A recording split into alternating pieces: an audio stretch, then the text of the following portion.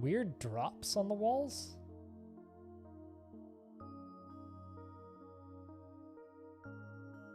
Weird.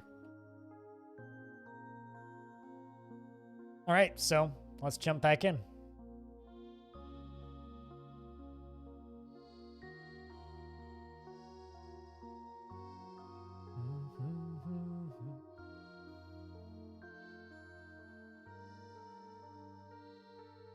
So after all of that, friends, we return to the fortress of Crypt Abbey in the Plain of Virginity. Of course, right here in the Mute Swamp, 2 days travel from us, is the Fortress of Menestubs. Population 10. We are currently at war with them. And of course, right here, who we're actually at peace with, the Goblin Fortress of Dive Earth. Site government, the unnameable amazements. The civilization is the nightmare of coiling.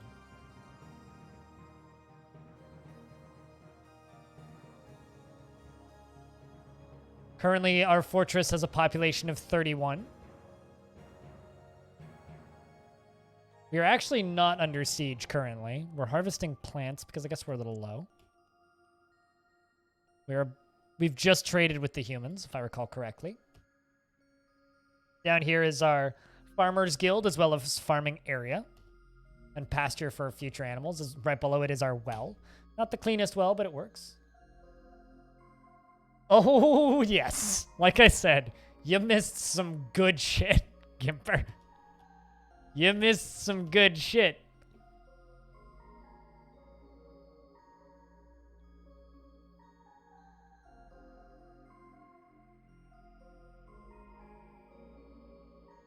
With a friend doing the actual inputting and reading and not showing it on the screen.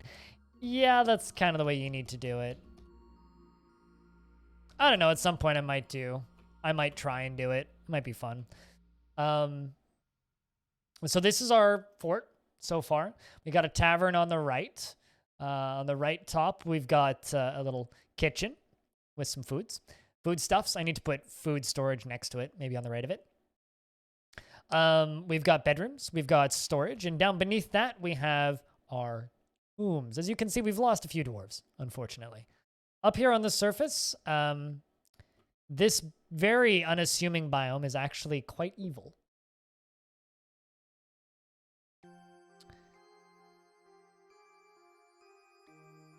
It's a reanimating biome.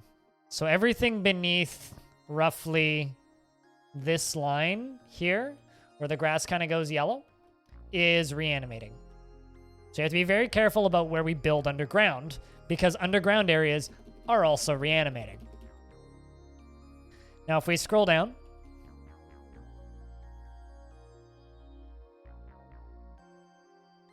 this right here is our main fortress area. Down here is our soon-to-be more permanent crafting area, where we are taking care of bees, because up on the surface we do have beehives up and running. This is going to be kind of our main crafting area for the time being. We have presses to press honey and honeycombs. Other areas that we've mined out a little bit down here. Then as we fly down, we finally hit the caverns, which I think are sealed off still. Ah, yes. We very quickly went down here, sealed it off, and repastured all of our animals down here.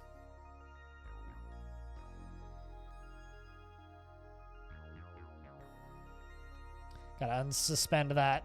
So if I'm not mistaken, this whole this whole area is sealed off. So we do have space for our piggies down here where they are all grazing. Apparently, we are unable to make mead due to lacking honey-containing items. Like I said, we have 31 dwarves. Most of them are not named, so if you'd like a dwarf in this fort, let me know. We can get you in here. And I'll currently read off the named dwarves. Lekopek, the miner. We have Vin, Erman, Klotch, Vezrelix, Blood, Kibbs. Crash, Kibbs, Bastet, Rhine, and Dr. Phineas.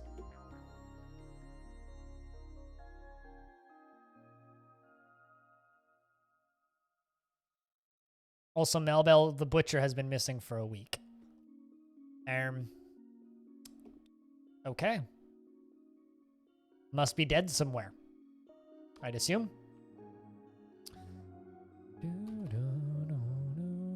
Oh, also. Oh, I know why they're dead. Right, yeah. So there was a dwarf that got scared up into a tree. This one. Or lifted and carried into a tree. I'm not entirely sure. This one right here. By a undead eagle. And is currently dead up in a tree. And we can't go and chop down the tree because there's an undead wild boar's head in the tree.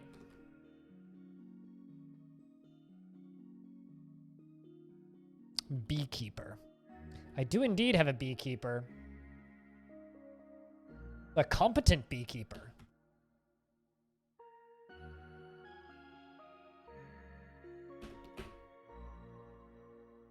Within the last season, he was interested after watching a performance, but felt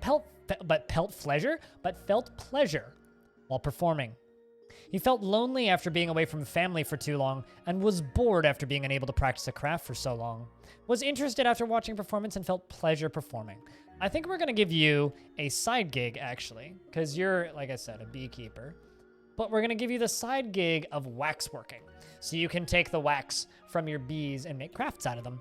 You have kills. You apparently, of course, you killed one goblin in menace stubs and one dog in waxy butter, whatever that is.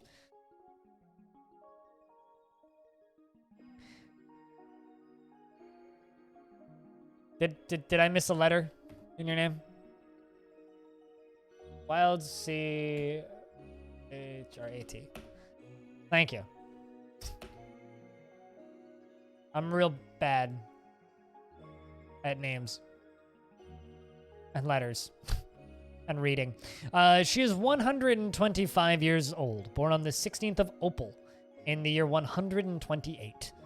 His sideburns are clean shaven and his very long mustache is combed. His very long beard is braided and his eyes are incredibly close set. He's an ardent worshiper of Alron and a casual worshiper of Onel the Oily, and a casual worshiper of Stetan the Wealth of Gold, and an apprentice under Dastot. He is a citizen of the Vessel of Artifice and a member of the Coastal Guild. We are part of the Vessel of Artifice, by the way. He is a member of the Hall of Waves and a former member of the Ship of Addicts, and a former member of the Cobalt Doctrines, and a former member of the Confident Rings, and a former member of the Spears of Singing, and arrived at Momo's Colette on the 26th of Malachite in the year 252.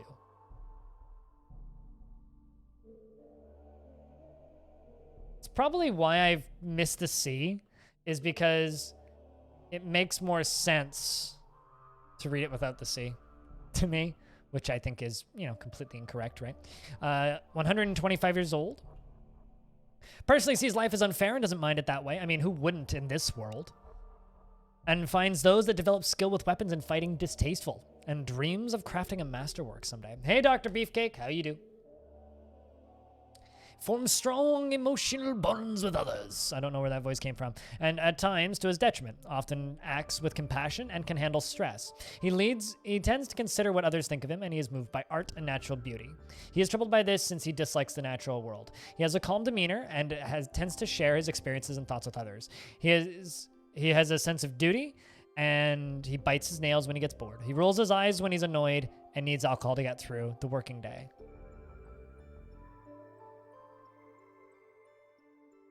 I'm also hanging in there, doing my best. Also, the Rump Kickers is a squad of 10 dwarves. So I should activate them in case people specifically want military dwarves. All right, Gimper. What kind of dwarf did you want?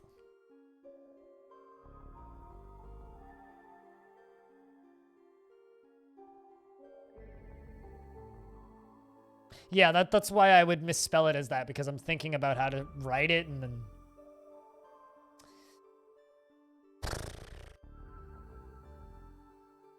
I'm just convinced that I butcher your name every time I say it anyway, so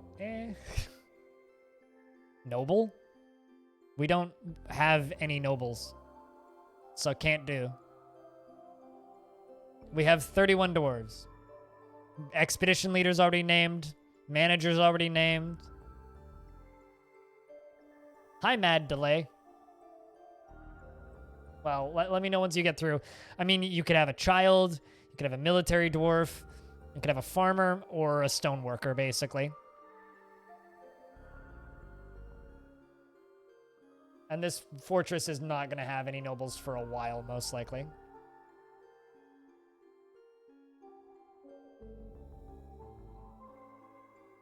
Yeah, that's what matters. No, as I said, there are no nobles available. We have a manager who does all of those jobs. Bookkeeper, managing, all of that stuff. It's one dwarf, and it's blood, already named. Do you have any kills through the rite of passage? Let's see. No, you don't. Although you never become angry, which was a strengthening after being forced to endure the decay of a friend in the year 251. You like to brawl, and you don't cling tightly to ideas, and you are open to changing your mind.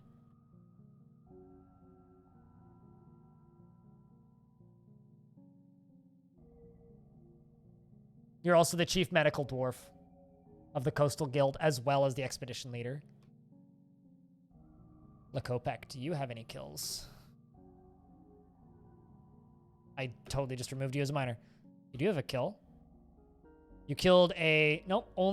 You killed Phantom Board the Zombie Wild Boar in Crypt Abbey, which is our fortress. And you killed a second one. Phantom Board killed 3 dwarves, I think? I mean, you could actually look it up.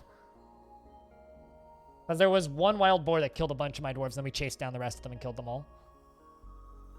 Absolutely, you could be a dwarf. Once we get... Since all my engravers are also named, I'll give you a minor. Gimper. You struck out on choice.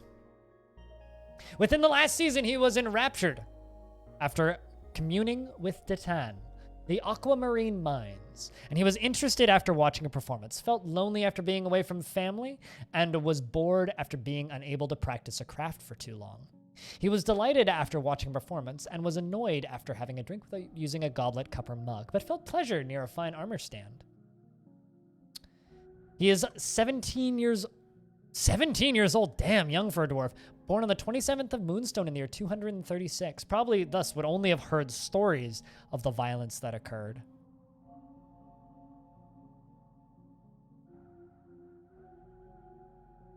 But yeah, just let me know what job you want if you saw one in particular that you would like, or let me know if you have no preference, War Merchant.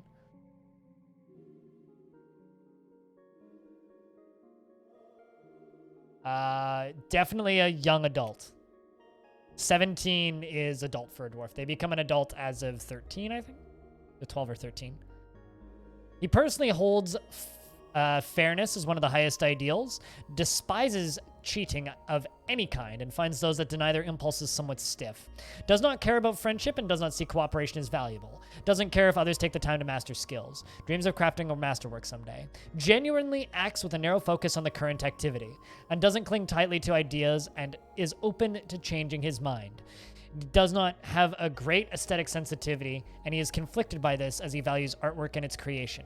He tends to be a little wasteful when working on projects, and can sometimes act without deliberation. He is a friendly individual and does not go out of his way to help others. Also, I'm aware, because we were playing in another fort, the, what's the word? The population cap has moved from 30 to 75, so we could potentially have a bunch of new dwarves come in today. Because we've been in this fort for 3 years. I think it's about time. That's 12 when they become adults. Gotcha. So, no, you're not a child miner. You're just a miner. And War Merchant, no preference. All right, let's give you a... I mean, your name's War Merchant. That sounds like a Hammerdurf to me. So, War Merchant, you killed Tikak Velvet Cages the Human in the year 252. You killed a goblin in Menace Stubbs and a great horned owl, and 1 zombie wild boar. You have a husband who is not in this fort, and some long-term acquaintances, a bunch of deities.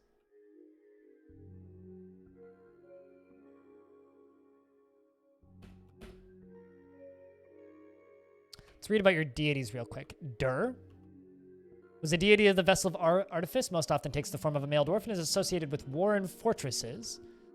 You worship Vakar Ghost Death, the deity of the vessel of artifice, most often takes the form of a rotting male dwarf and is associated with death.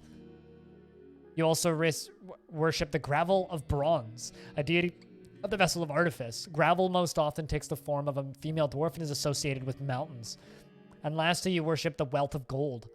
Setted, the Wealth of Gold, a deity of course, the vessel of artifice. Setted most often takes the form of a female dwarf and is associated with wealth.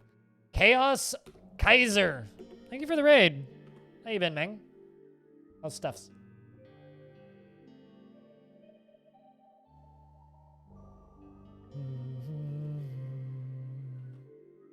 What are you fighting against? Well, the fight's over already, so that's fine.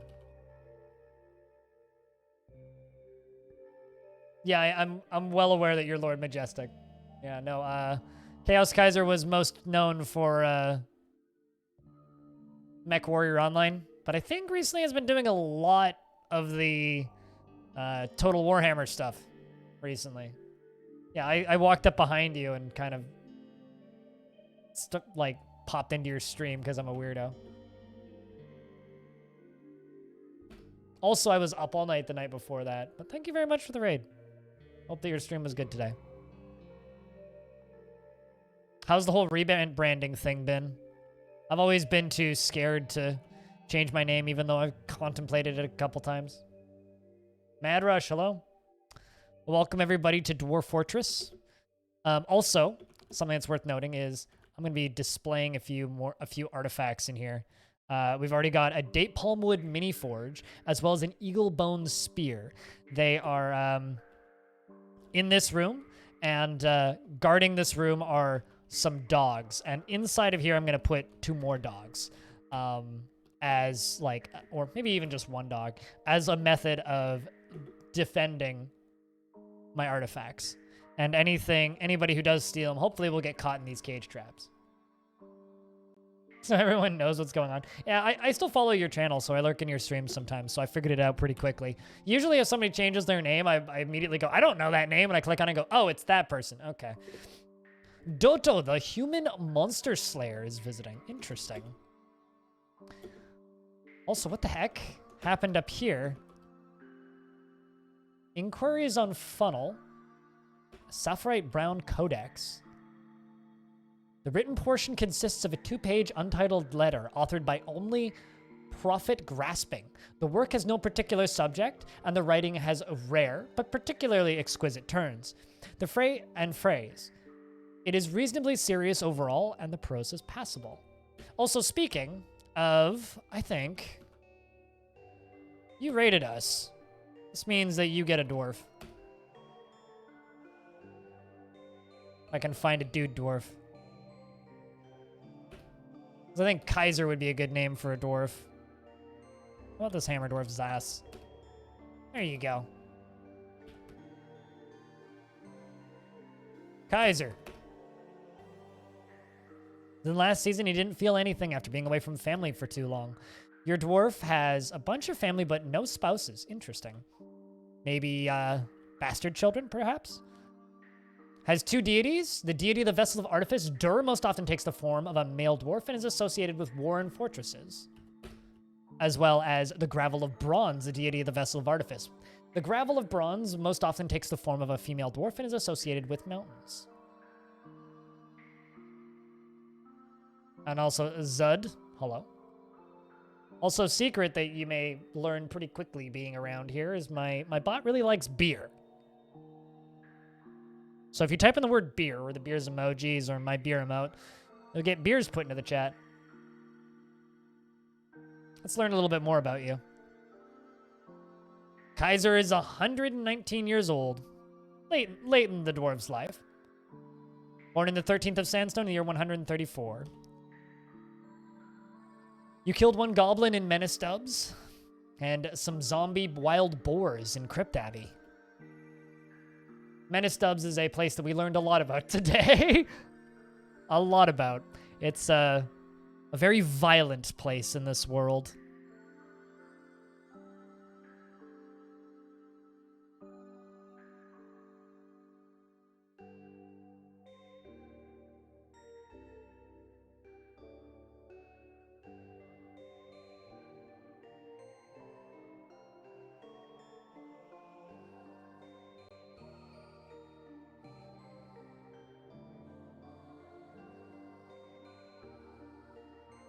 All right.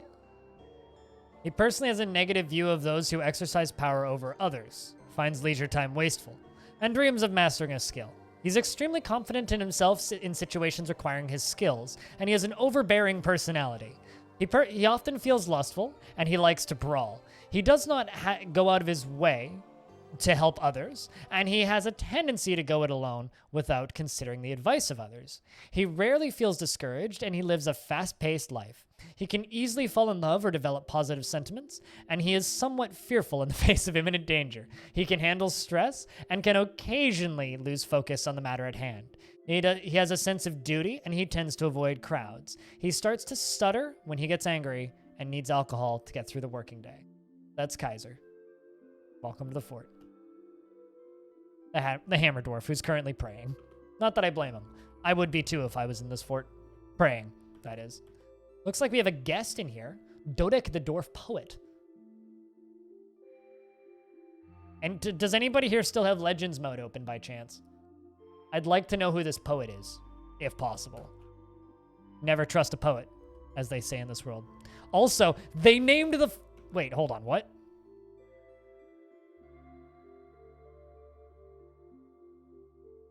Gomtham's head, a small nocturnal bird of prey.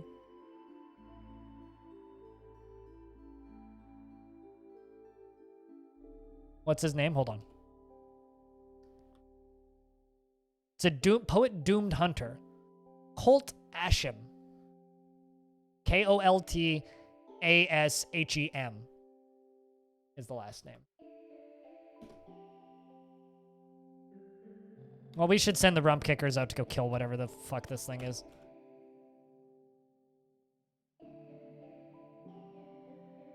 Because I don't want that head walking around if possible.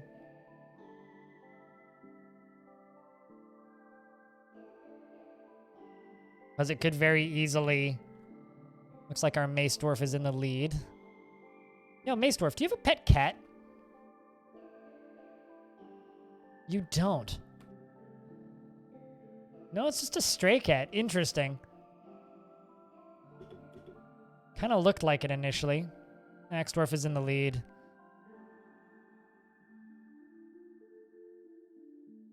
All right, they're done killing the head.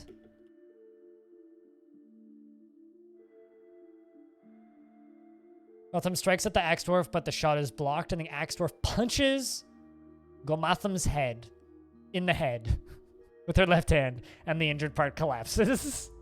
Just went up and punched the zombie's head in. It was just a sentient undead head on the ground. Potentially, yeah. He is in the process. It's a very long and slow process of taming a dwarf. We also have this Doto Ibdoctism.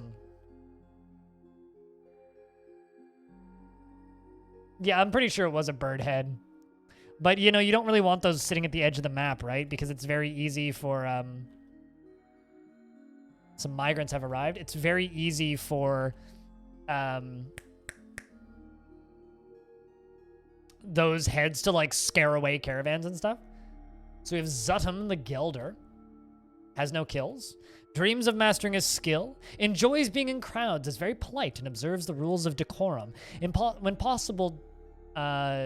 and doesn't tend to hold on to grievances. Is not particularly interested in what others think of him and does not have a great aesthetic sensitivity. He's conflicted by this as he values artwork and its creation. He feels envious of others and is quite comfortable with others that have a different appearance or culture. He has a tendency to consider ideas and abstractions over practical applications, and he needs alcohol to get through the working day. quick to tire, like schist, nickel, silver, and shell opal, pecan wood, and giant gray langer tooth. You like short swords, eh? Well, have I got a job for you?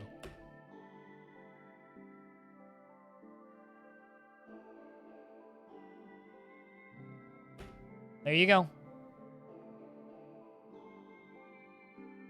Do you have any skills? You're a competent swords dwarf. Excellent. Next, we got like a child. We also got a beekeeper who dreams of crafting a masterwork. No kills.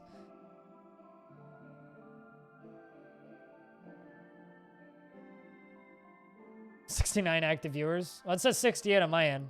We had 91 at one point earlier today. Kind of goes up and down. How old is this fort? 3 years old?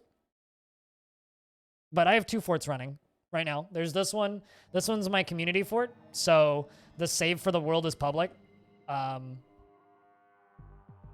You can just go grab it right there if you want it. It's something that we've spent a lot of times in-game. Definitely not 3 years IRL. Definitely 3 years in-game. Not very long. I don't know. Hours or something. But we just spent like 4 hours in Legends reading about it. Yeah. You got a vampire start renaming a reanimated cascade. Thirsty bastard going in adventure mode. You're gonna go. You're gonna go on an adventure with the upload of the new save, and you're gonna go visit all of those historical places. You're gonna go visit like all of like the stuff that we read about today, Vin. Because I'd love to see screenshots of some of those areas. Sloppy with her living space, does not easily fall in love.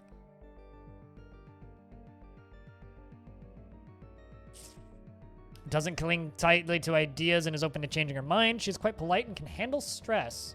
She's very humble and she tends to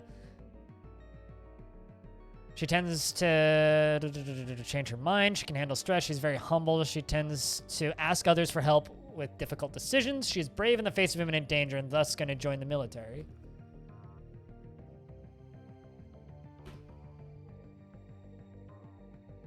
Yeah, I also want a description of that demon.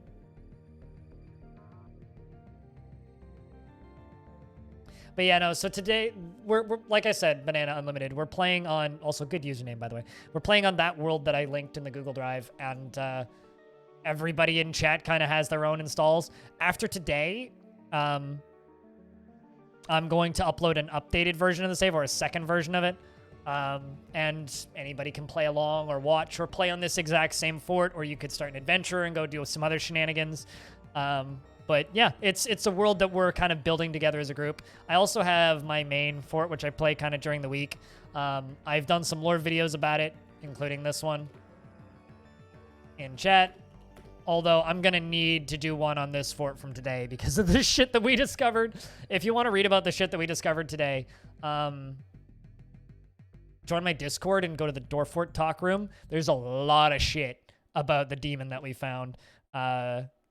Specifically, scroll up a wee bit here. Bobet, which was a skunk demon. Yeah, Bobet Dredge Ditches, the Dark Tragedies, was a skunk monster. He was the only one of his kind and had an enormous noseless skunk twisted into humanoid form. It belches and croaks, and beware its deadly blood.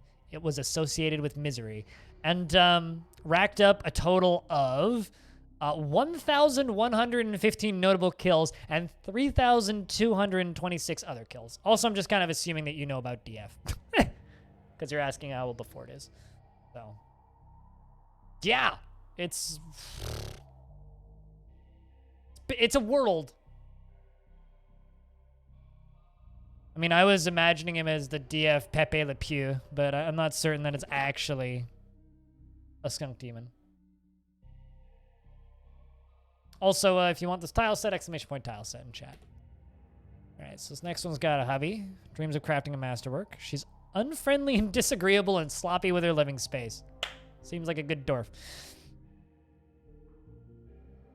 She keeps her own counsel. She's She's very modest. She thinks before acting. She's rarely happy or enthusiastic. Stubborn. Fuck this dwarf.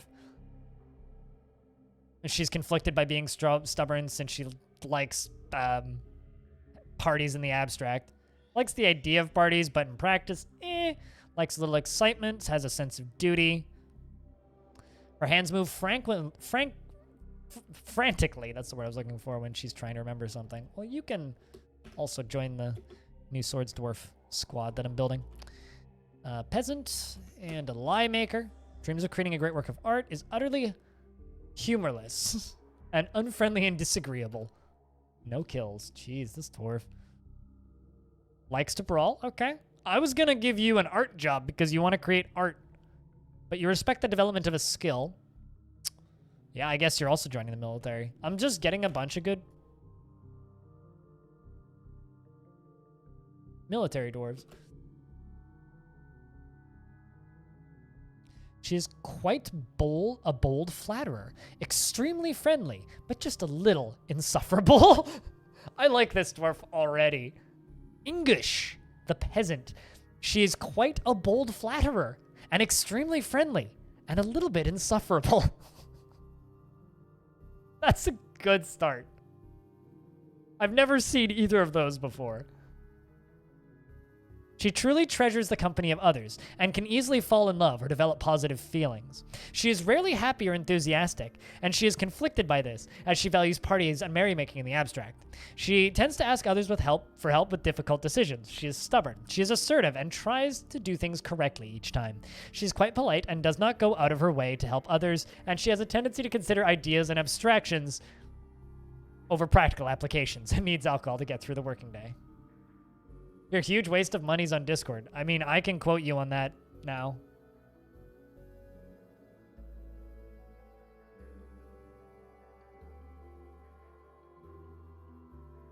Your anime car is up on Discord. Doesn't allow for files bigger than 8 megabytes. Yes, that is true. I mean, Cyclone approves of your gigantic waste of money. Can I show chat your gigantic waste of money, Squug? Are you okay with me doing this? Until you get plates on Monday? I mean, you can sit behind the wheel and go zoom, zoom. Chat, I give you Squug's giant waste of money. It's Toyota MR2.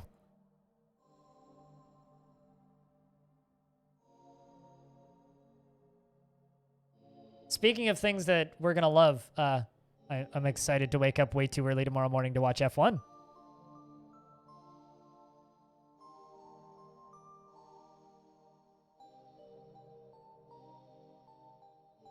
Looks like a car. I mean, all I can say, Magna, is it looks like a car. Are those blue tinted windows? Yeah, those are blue tinted windows.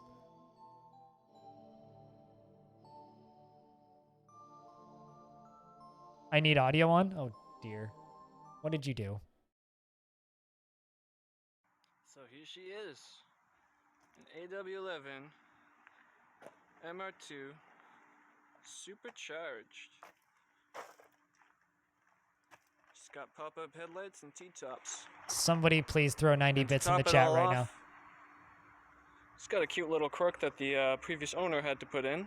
The door buzzer was off sounding, and he said it was really annoying, so he had to change it out. But he only had one thing that he could change it out at the time with. So every time I open the door now,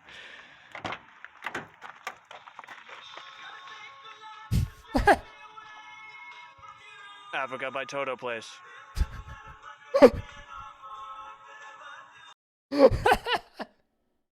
Well, that's the thing that I've witnessed.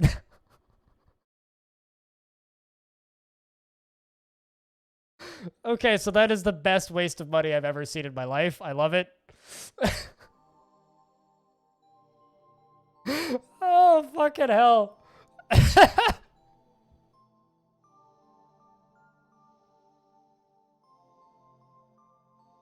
Oh, shit.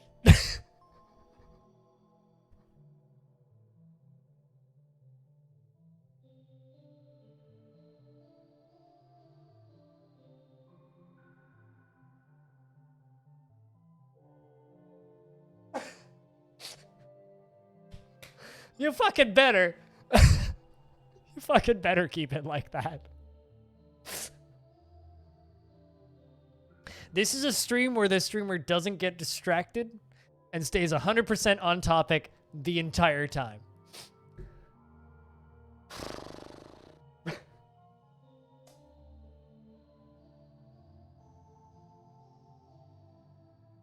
That's fucking brilliant. Ugh. Yeah, that's the one thing that would maybe be better.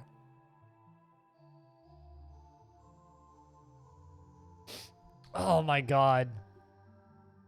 You need to make that video go viral. That's too fucking funny.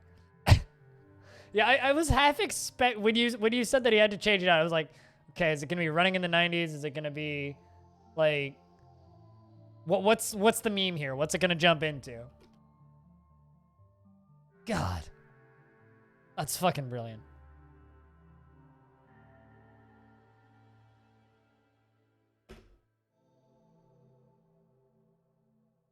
That's fucking brilliant, man.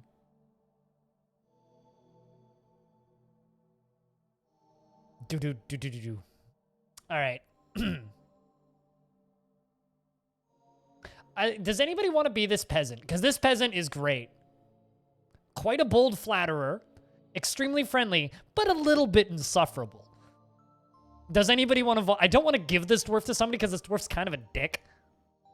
But I love that description. Yeah, no, that's fair. You can be Beefcake can be an insufferable dick. We know this for a fact. Well, I'm glad that we got to witness that, Squad, because that's just too funny. Maybe once you've done it up, do a nice video of it.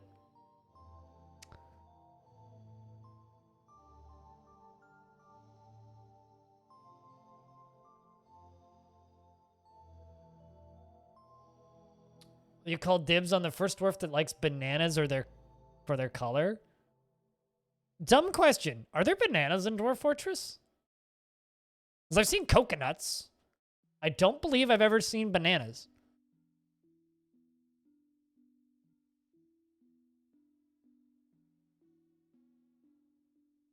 Dwarf Fortress banana. There's an entrance for bananas. Banana trees are one of the many greenery genera of trees found above ground in tropical biomes. Unlike most trees, it produces no wood, owing to the fact that the trees, in truth, is an oversized shrub. Huh. So they're useless trees that provide no wood. Apparently they can be brewed into banana beer.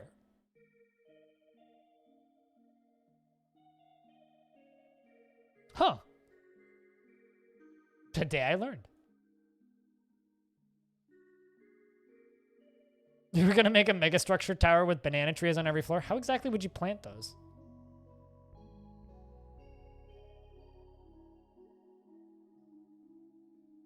I've had banana beer.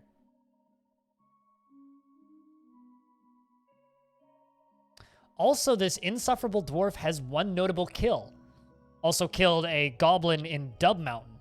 But the notable kill was Asmil Mirror Muscles, the bride of the moon monster, in the year 248. Yeah, I've had banana beer before. Banana beer was delicious. Well, Seb claimed it, so we'll give her the name Seb. I want to know what that moon monster is.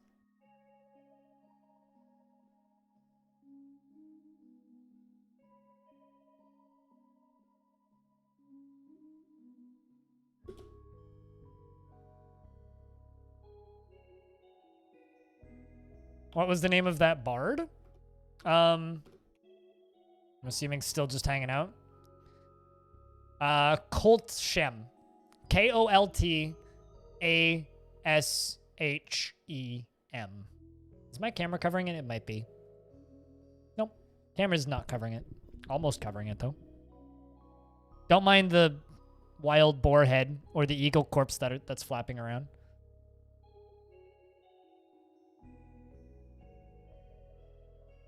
But that's something else I want to know what it is. The Bride of the Moon monster. That's the problem with knowing that there's people in the chat that have Legends mode open is I'm just like, what that? What that? What that? What that? Lore! See, Seb, you have a husband and a lover. Ooh, scandalous. You worship a bunch of gods because you're horrible. I need to give you some sort of jobs. You're a competent hammer dwarf. You know what? I might just put you in the military. Adil the Miner was vengeful, joining an existing conflict. I'm sorry, what? What conflict? Maybe you got into the fight with Gotham's head? I don't know. 138 dreams of mastering a skill. He is vulgar. He is a vulgar being who does not care a lick for even the most basic rules of civilized living. He is quick to form negative views about things and tends to avoid any physical confrontations. He works to square this natural tendency with his respect of martial prowess, and he generally is quite confident in his abilities when undertaking specific ventures. He tries to do things correctly each time and tends to assume the worst of two outcomes will be the one that comes to pass. He has an active imagination, and he tends to be swayed by the emotional appeals. And he has a greedy streak, and he values friendship. Is not particularly interested in what others think of him, and he feels slow to trust others. He isn't particularly ambitious, and he feels envious of others and laughed in a distinct fashion when he's exasperated. You can also join the military.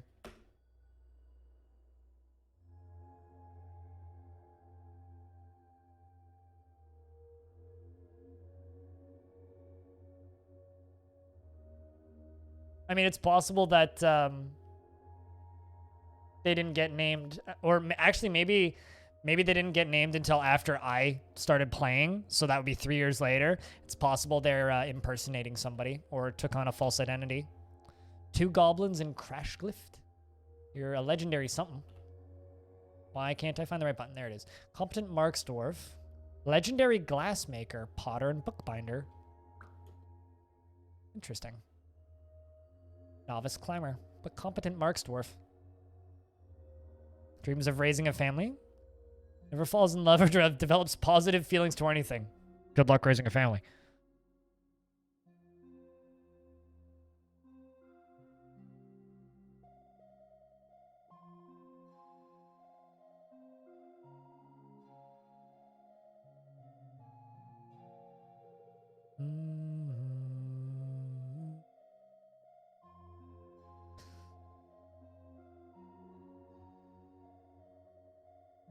Although on the topic of gigantic wastes of money, I'm still looking for a radio. I actually need to text my mom and see if she's had any leads on one. I've been looking for a nice, like, pre-90s hi-fi radio receiver for my hi-fi setup. And I'm trying to see if somebody in my family can just give me one for free. Because a lot of people in my family tend to have random bits of things. Yeah, you can also handle stress, and you're brave in the face of imminent danger. A spinner. Dreams of mastering a skill. I'm just skimming these. Is moved by dislikes the natural world. It's lustful, passive in discussions. Doesn't have an active imagination, or has an active imagination. Often feels discouraged. Can join. What's the name of my second squad? Blockaded Freckles. So we've got the Rump Kickers, yeah? We need a name for our second squad, methinks. You killed a goblin, and of course, killed 5 in total. But 2 goblins. In the, we read about battles happening in the Momentous Prairie. The Face Punchers, the Rump Kickers, and then Face Punchers. Isn't Face Puncher a game? Hold on a second. I think Face Puncher is a game. No, maybe it's Fist Puncher. Face Puncher. Is it Fist Puncher? Fist Punch. Yeah, Fist Puncher is a video game. Yep.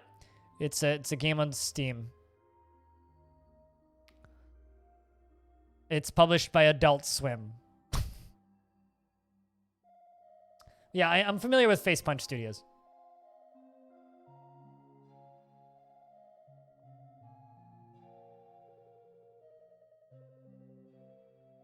So we've got the rump kickers. We could have the gut punchers.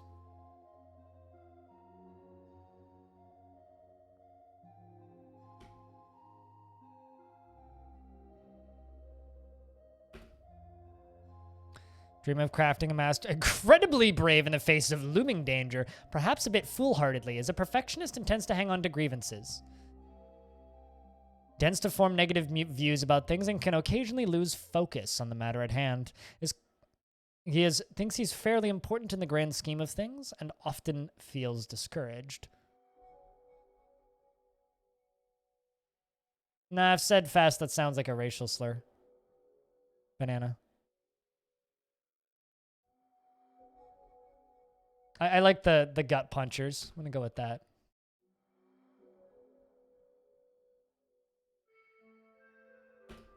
This dwarf does sound awesome. Is married. Any dibs called? If you say that really fast, it could come out bad. No, it's fine.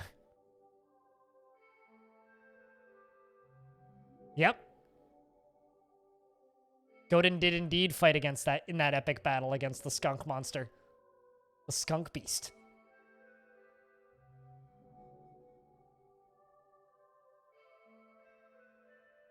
I mean, you know what?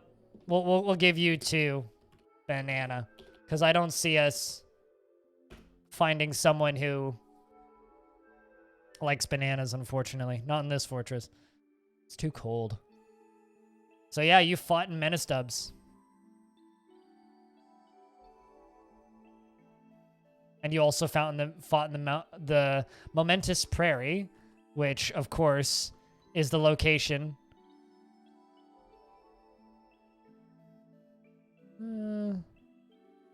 Is that not where Dive Earth was? I thought that's where Dive Earth was. Because that's the Mute Swamp. That's the Glittery Prairie.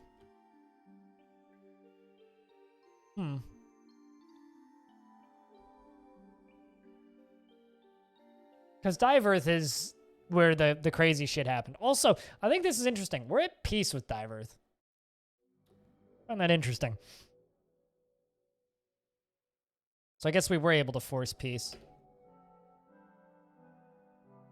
She's moved by art and natural... I didn't finish reading the description of bananas. Incredibly brave in the face of looming danger, perhaps a bit foolhardily, is a perfectionist and tends to hang on to grievances, can occasionally lose focus on the matter at hand, and is quick to form negative views about things. He tries to keep things orderly, and he thinks that he is very important, fairly important in the grand scheme of things. Tries to keep things orderly and generally is quite confident in his abilities when undertaking specific ventures. Does not often feel lustful, and he can be quite comfortable with others that have a different appearance or culture. He shakes his finger up and down when he's trying to remember something and inhales sharply when he's angry. Has 2 children, both unnamed. Is a member of the Coastal Guild, that's us. And a former member of the Whiskered Sword, and a former member of the Cult of Violence, and a former member of the Brave Communion, I remember seeing that one, and a former member of the Irregular Orbs. He is a former member of the Released of Avalanche, and a former militia dwarf of the Coastal Guild. Oh, he is a militia dwarf of the Coastal Guild, and he arrived in Momo's Colette in the 6th of Malachite in the year 253. 60 years old, born on the 16th of Slate in the year 193.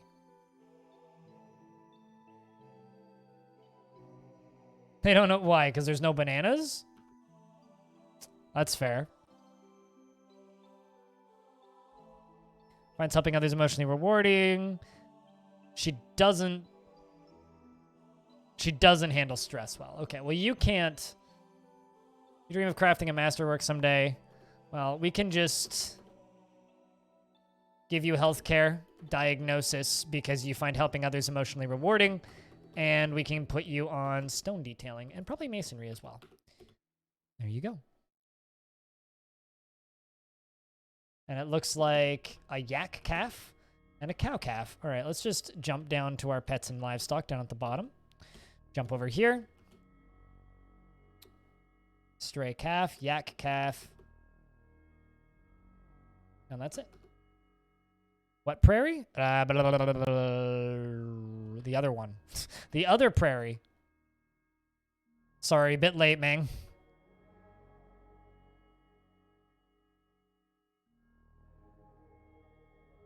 Glittery Prairie is the one that has battles on it. No, it was the other prairie. It's the...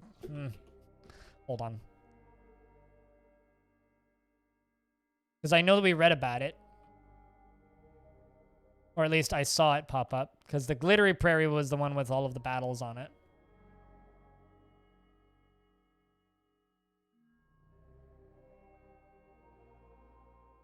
The Dunes of Melting.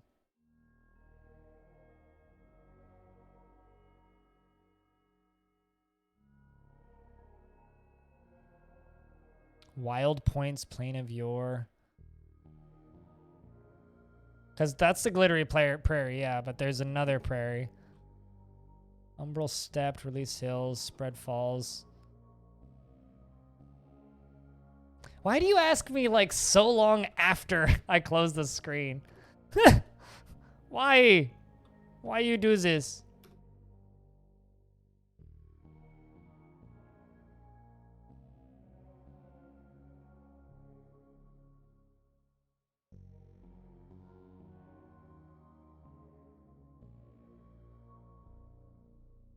Because all of a sudden it's like I have nothing I can do.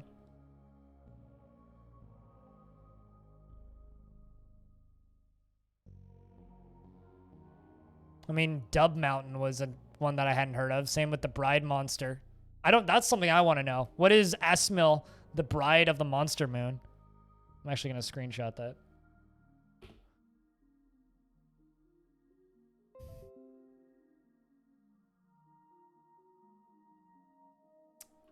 But,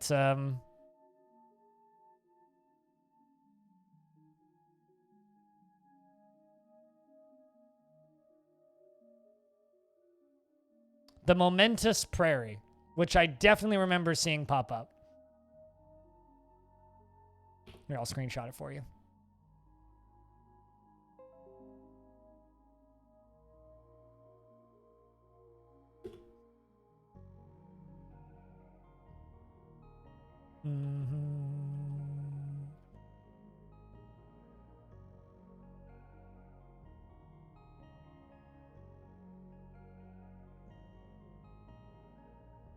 Also, I'm going to dig out a spot for my military to train.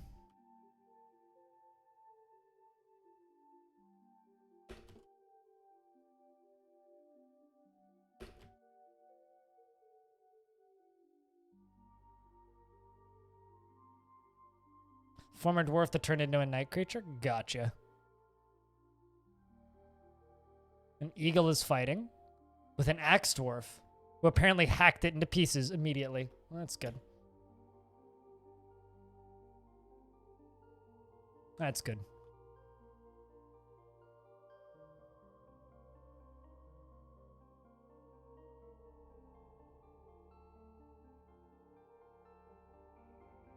Otherwise, they didn't get married. I mean, it's probably got nothing to do with marriage, being honest. Excuse me.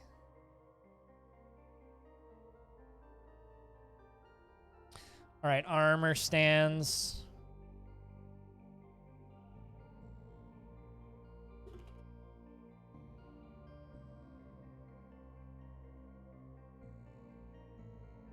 As well as weapon rocks. Rocks? Racks made of rock.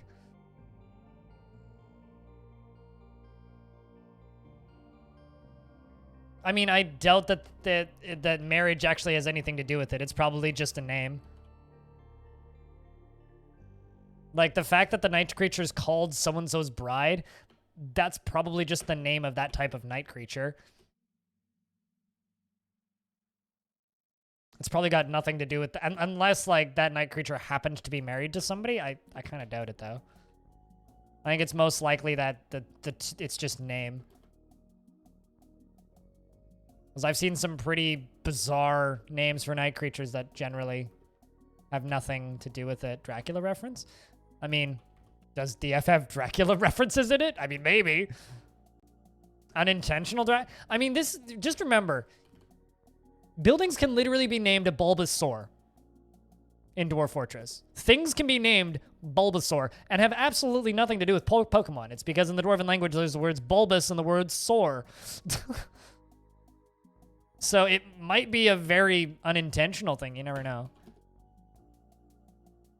Also, I wouldn't catch a Dracula reference.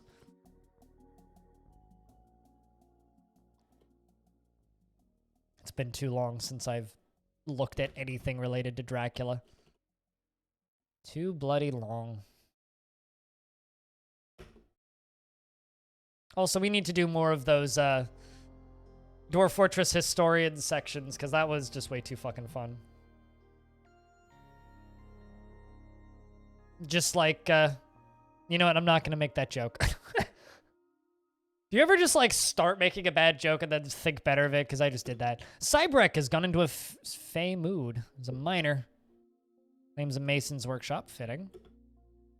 Grabs a orthoclase. Second orthoclase. Third boulder. Okay.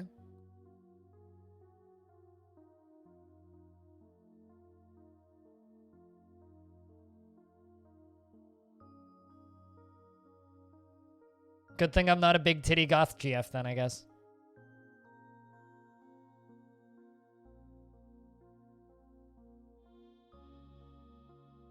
There were some battles there indeed. 300 dead historical figures and 370 others. Yeah, sounds about right, because I did see it pop up a couple of times. Not as many times as the Glittery Prairie. Hey, IHQ. How you doing? So, 2 orthoclase blocks, a granite block, alpaca wool, and red pyrops. Well, best of luck, Dwarf. Come make us proud, I say.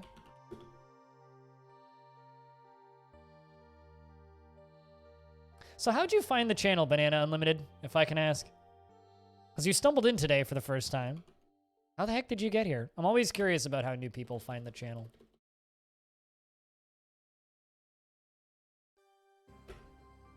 You'd been here before? Really? All right.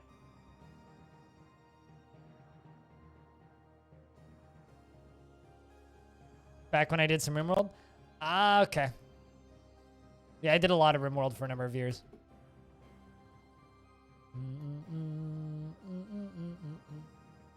You don't even remember how you found this channel? That's like often the case. It's like, I don't know how I got here. One of the nicest compliments I ever got about my stream was, you don't know how you got here and you never really go looking for it, but once you find it, you can't really leave. Which, You know, honestly, the Twitch discovery thing is actually really good. People don't give it enough credit. It's kind of an awesome discovery tool.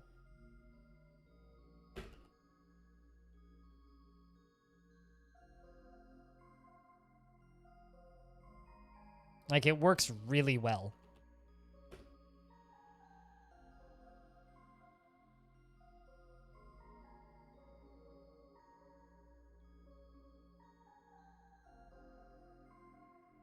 I mean, no, that's not the problem. I scare away a lot of people. What are you talking about?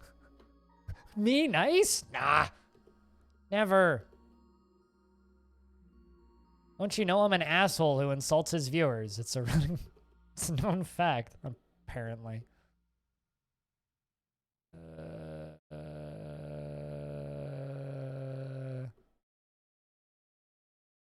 I'm looking for my diorite. Where the fuck did it go? Did I only have like 4 diorite blocks? Possible. Chilling is good, Squog. That's an ad. Thanks, YouTube.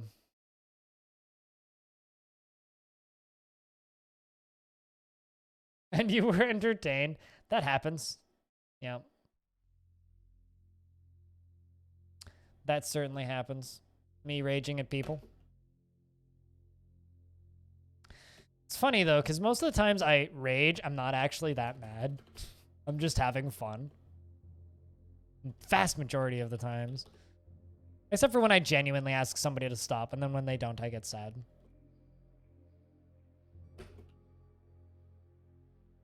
Because every now and again that happens too, where like I'll just be like, yo, genuinely, can you stop doing the thing? And then they're like, haha. And then I'm like, well, guess I'm timing you out now. I mean, it's almost like you're a nice person. Or when something is going too far, you cease, right? Realistically, it's pretty hard to be the target of a rant here. If I was a bigger channel, I'd probably do something similar to what excessive profanity does and let people, like, execute viewers. Just be like, yo, get rid of this idiot.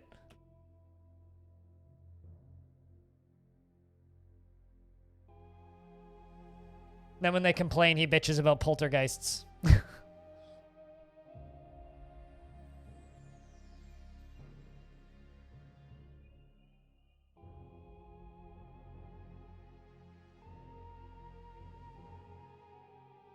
Yeah, if you go to the front page, Wildstrat, of Twitch, there is a section called, like, recommended channels. Same with on the app. Every now and again, I've had people pop in from there and just be like, yo, a Dwarf Fortress stream, holy shit.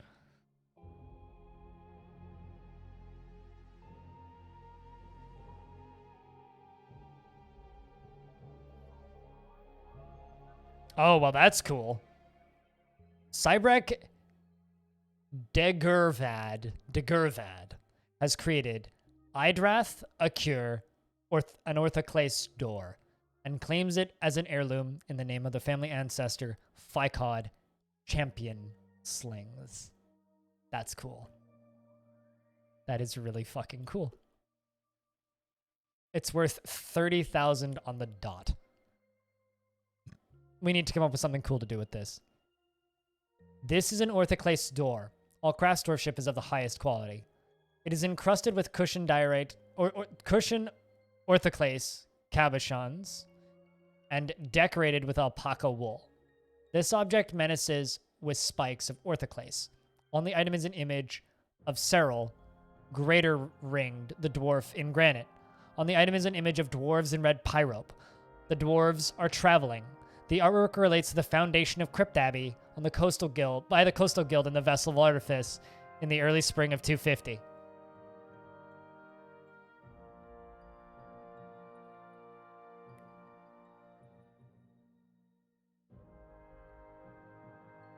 Well, I mean, yeah, it's because the front page featured channels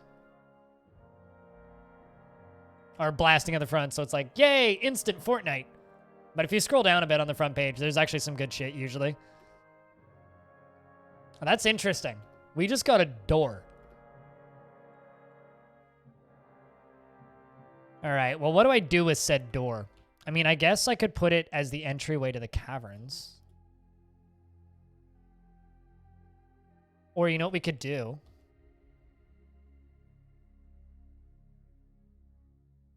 Is I could make it a side door.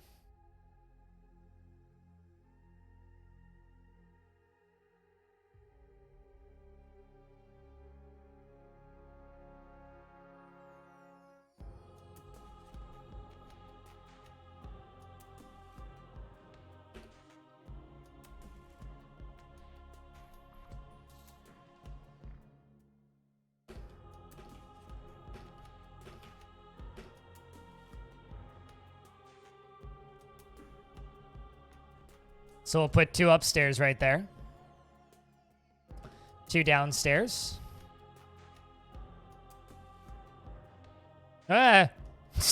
That's not what I wanted to do.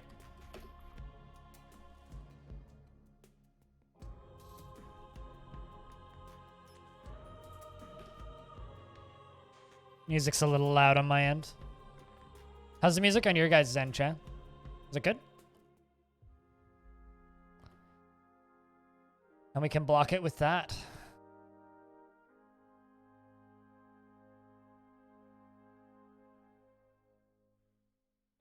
I'm also kind of considering like sealing off this top bit, because up here, so this is kind of like our outer wall, right? It kind of goes up and we have a walkway, and then it goes up another level and we have a walkway with fortifications around the outside.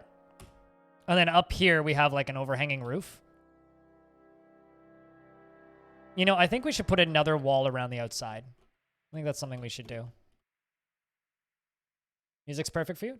Fair enough. I mean, I like the music to be quiet. I don't like it to be overbearing or loud. I think it kind of ruins a stream if it's overbearing, if that makes sense. If it overpowers my voice, then I'm upset with it and don't like it. And every now and again, I'll go back and listen to my VODs and be like, ah, fuck, the music was too loud.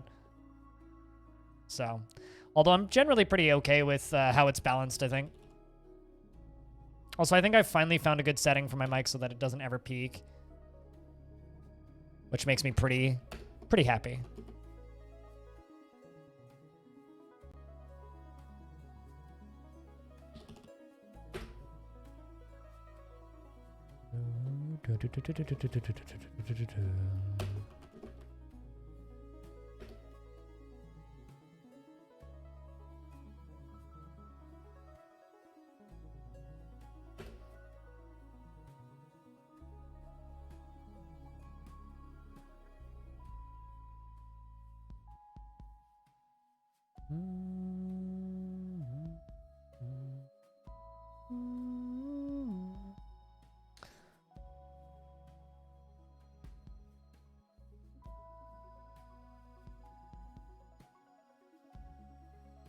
No Bell and Air stream today? Weird.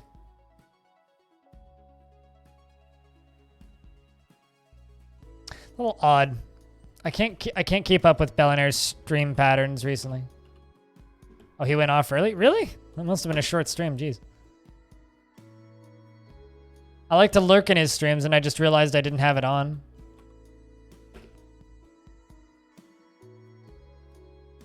Just to bump the view count up. But I guess I just got a bit distracted by Legends. So I think a goal... Chat, do we want this fortress to be a big deal in the world? Or do we want it to be a fortress that exists for a little bit and then gets retired and then goes off and does its own thing? Because if we want it to be a big deal in the world, we could set the goal of recapturing the Goblin Fortress of Dive Earth.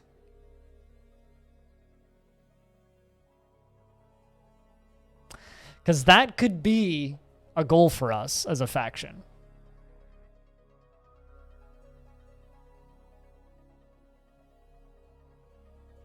And I think that could be exciting and fun.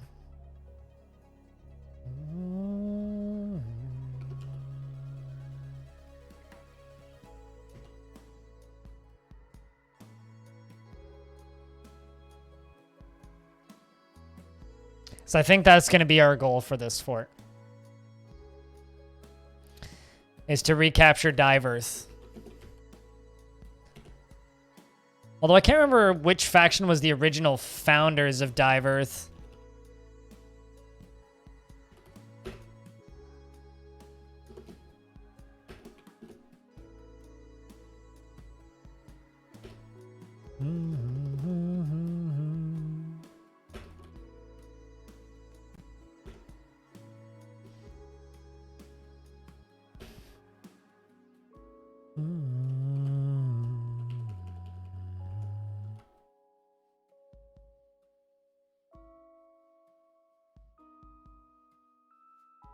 Our dwarven neighbors? Yeah. What faction, though? What was their name? Cause yeah, might need to nick it back from them.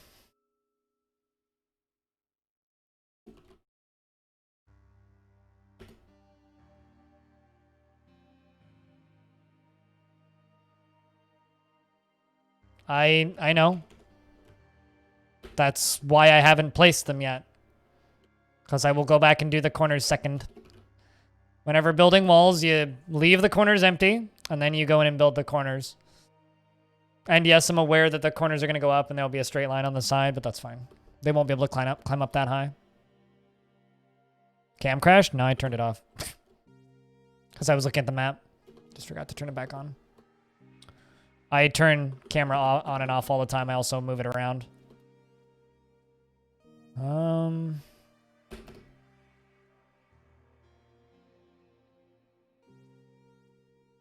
The champions of the funeral. Probably some sort of intelligent undead being that's been raised.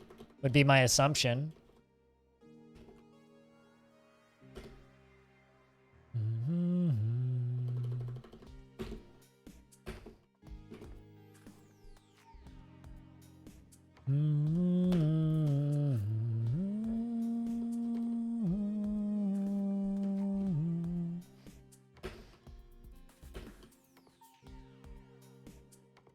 They are the vaults? Oh.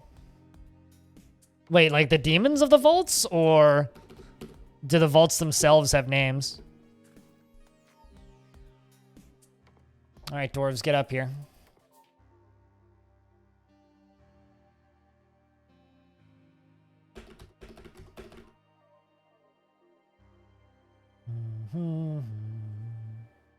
Some creatures of the vaults? Gotcha. Dwarves got a lot of constructions to do. And a lot of vomiting to do as well. Cancels drink. Item lost or destroyed. Fair enough. Right. Are there any undead running around? Just the wild boar's head. There's also a wild rhinoceros running around again.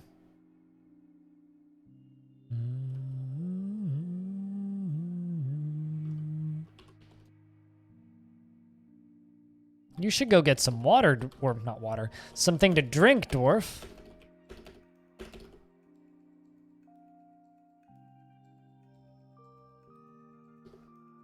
Do I have non-artifact doors? Yes, I do.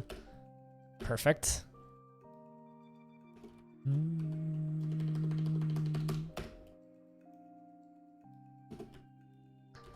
Both the rump kickers and the gut punchers are gonna go train there.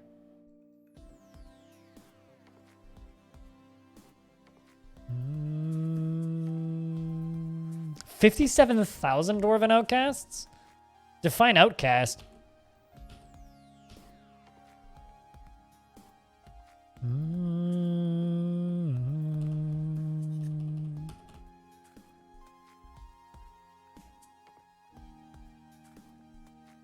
So we have 1 recruit, 7 axe dwarves, 3 swords dwarves, 1 mace dwarf, 4 hammer dwarves, 1 spear dwarf, and 2 marks dwarves. Although the marks dwarves are being trained in other weapons. So there's more outcasts and refugees. I'm assuming outcasts would be refugees. Hold on. Let's take a look at something. Because, like, this is the active wars going on. Those are active wars and active armies moving around. Whereas up here is, like, totally peaceful. Or so we think. We don't have a huge amount of contact with the dwarves up there. But active known wars is all of that.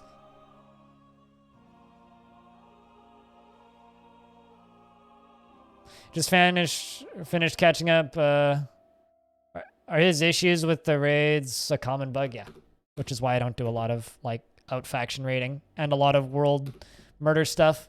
Wild Trat is because it's fucking annoying to have to deal with. I've had whole squads just vanish and never come back before, and he's going through, like, a lot of bugs to be able to do what he's doing, and it's admirable because I wouldn't deal with it and don't deal with it.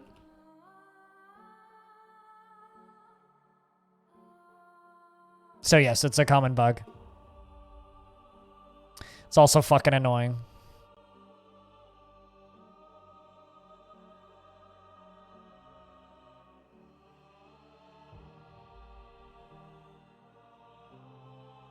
Of performance troops? Interesting. Yeah, no, it's been a common bug in the game for quite a bit, but it got worse with the most recent release. And I don't know. To me, it just kind of, like, confirms the fact that I don't really want to be messing about a lot with the combat stuff, which is why, like, when people are like, do you want to just take over the world? My response is always, because I'm like, I don't know if I want to actually deal with that shit.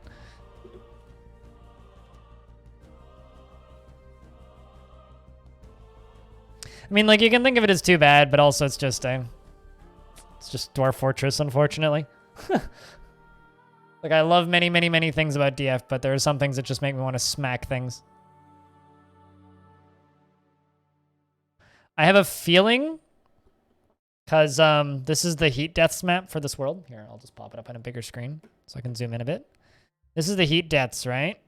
I have a feeling it's going to shift over here because that's where all the wars are going on right now. Also, there's a lot of deaths over there, Christ.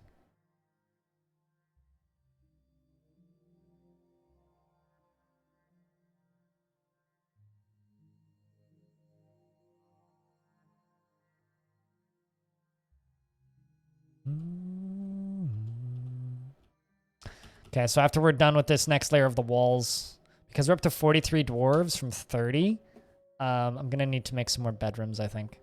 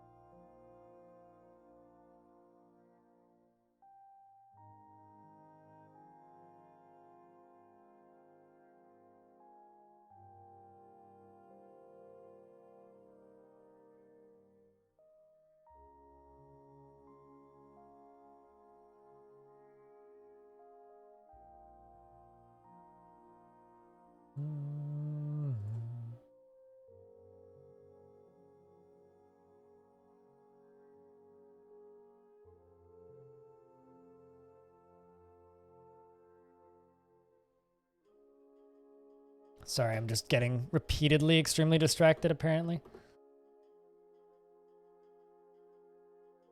What was I doing? Right, granite blocks. My brain's like decided to completely shut off in the last 10 seconds. Happens sometimes.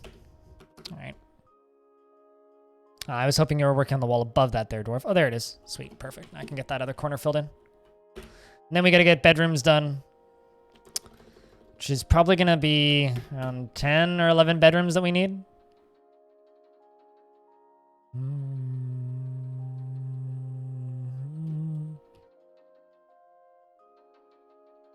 Yours has been doing that since Legends, yep. Yep. Unfortunately, a lot of my energy got used up on Legends, although maybe that's a fortunate thing.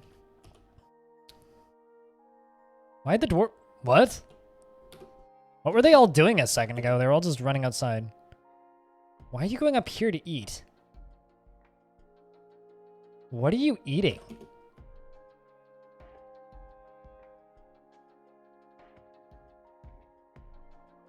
Are they like eating fruits? Desert lime seeds. Do you just like desert lime seeds? What the fuck? It's an odd place to go eat.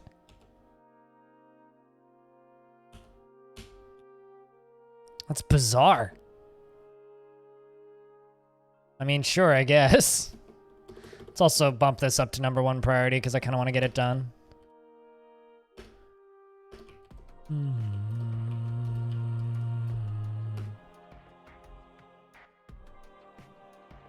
Come on, dwarves, get up there, come on.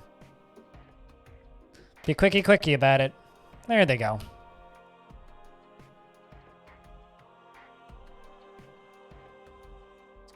We're working real hard to just get everything inside before the undead show up again. And you know they're going to show up again. It's just a matter of when they show up.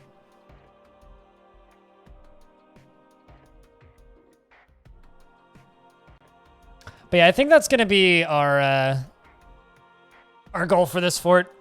Is going to be to take back that fort. Probably not for today, though.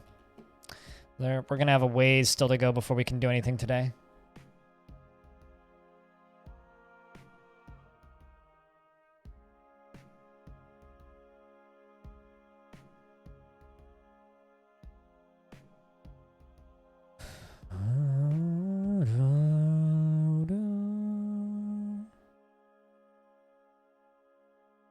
So chat, how we all doing today? How's things?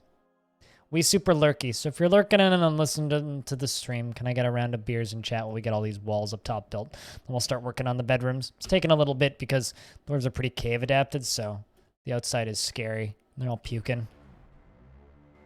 One thing at a time, though.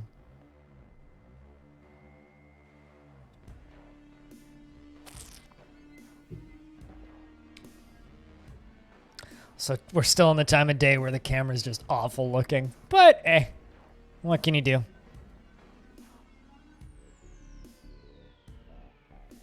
It's interesting the order that they're building stuff, like top down.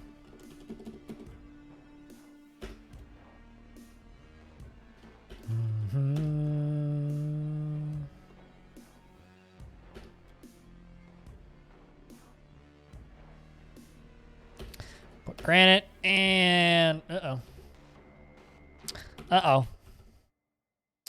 I put flooring right there. Gotta take that flooring out.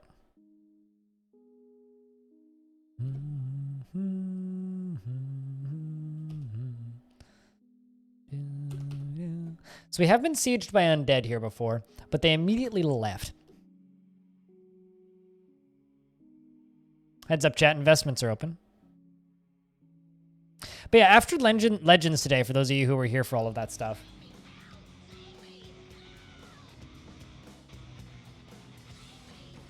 Hey Blind, hope you are doing well, dude.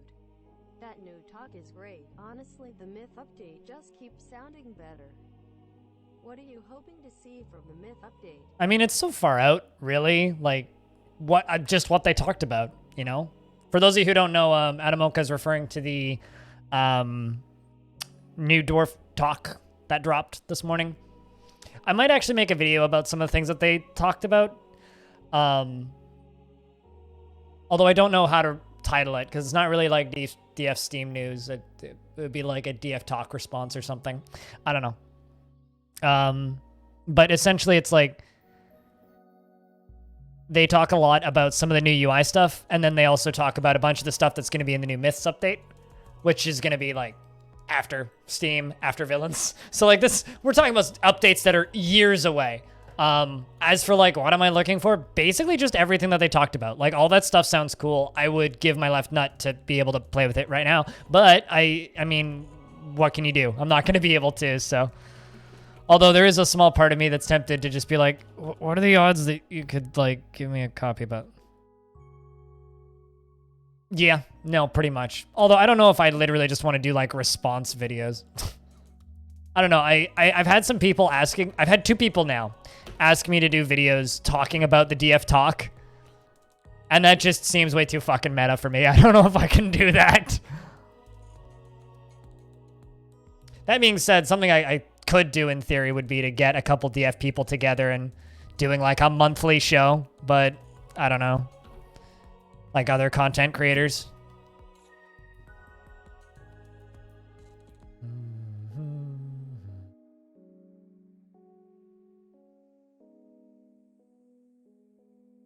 Of course I've heard the DF Roundtable. I've talked with those guys before. I actually spoke with those guys before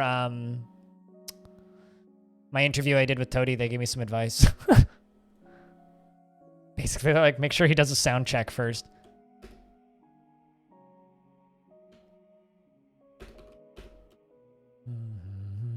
And then it was me that broke everything initially, but it's fine. I fixed it.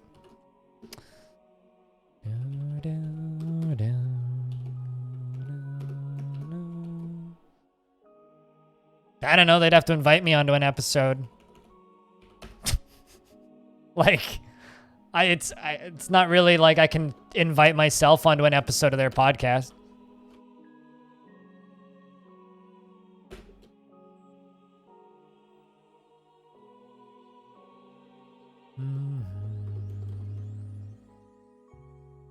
I mean, maybe don't harass him with crypt guns. That would be like, that sounds like a good way to go to prison.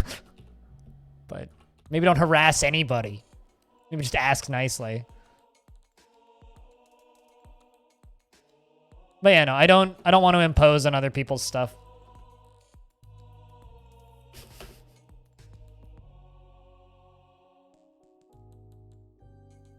I mean, I could do a stream talking about DF Talk while listening to DF Talk.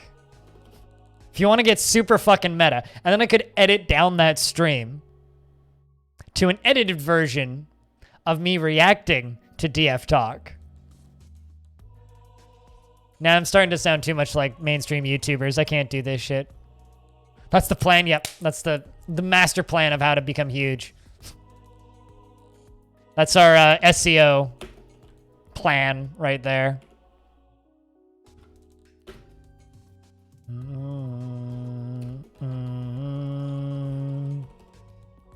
Do, do, do, do, do.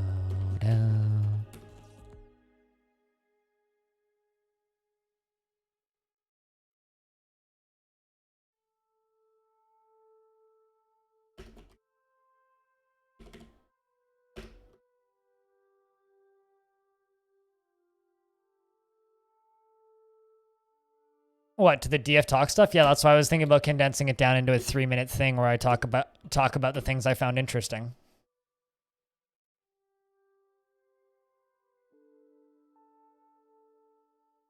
You also have to play DF while commentating.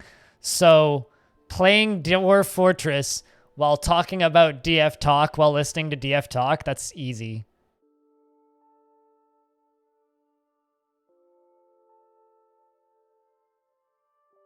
Maybe a quick rundown?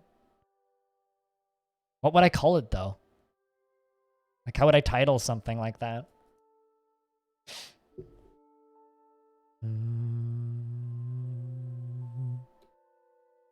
Okay, we need to start brewing drinks. Brew, drink from plant, 50. Brew, drink from fruit, 50. DF Whisper, DF SMR.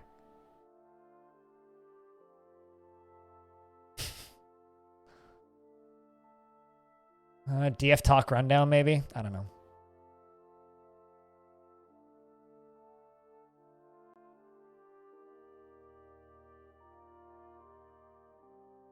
Also, on the topic of important things, so I got a ping Cooler that I got something else for him to work. Oh, God, pain. That's fun. My blood sugar was high this morning, so I was very numb when I woke up. And, like, in the last 30 seconds, a bunch of pain kicked in.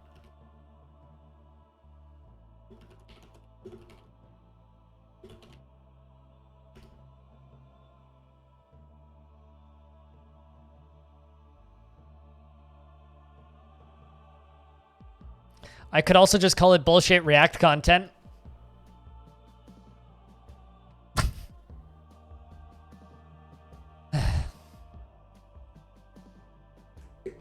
Because that's what it is.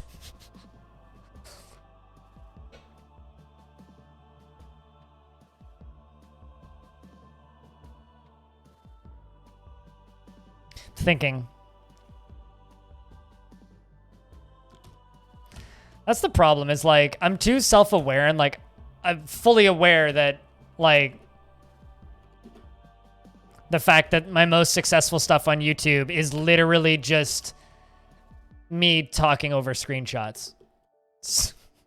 It kind of kills me inside a little bit. It's like, I just want to make lore videos and shit, but the stuff people want from me is me talking about screenshots.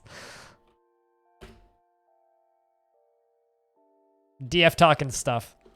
Nah, I don't know. I'll probably just title it DF Talk Condensed.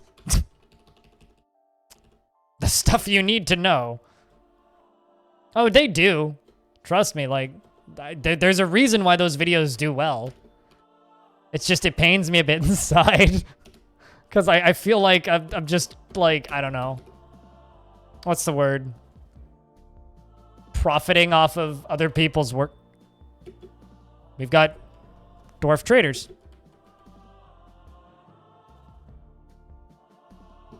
Also, I gotta quickly toss some flooring in over here. No, no, no.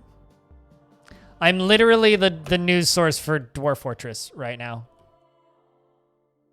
DF Talk in 60 seconds. See, here's the thing. I can't guarantee you that I can get it done in 60 seconds. But that is a really good shtick. I like it.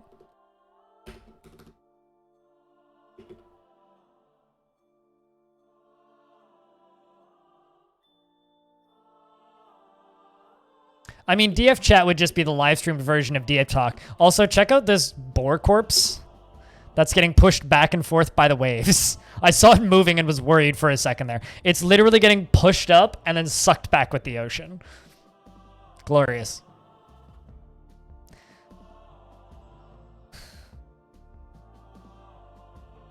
That or I need to convince them to just live stream DF talk and I'll produce the live streams for them.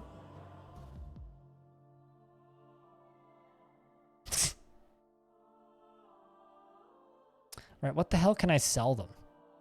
I have no idea what I've been producing. I got a lot of blocks. Got a lot of quartzite mugs.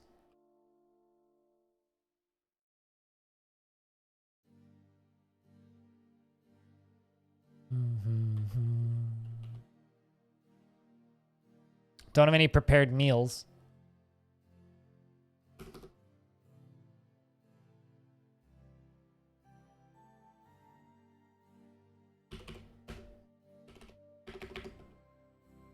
Let's make some meals. Should do that anyway. Still don't know what to sell them.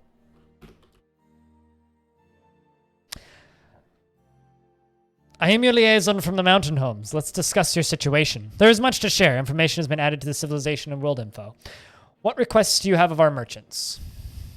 Bring us leather and cloth and cloth.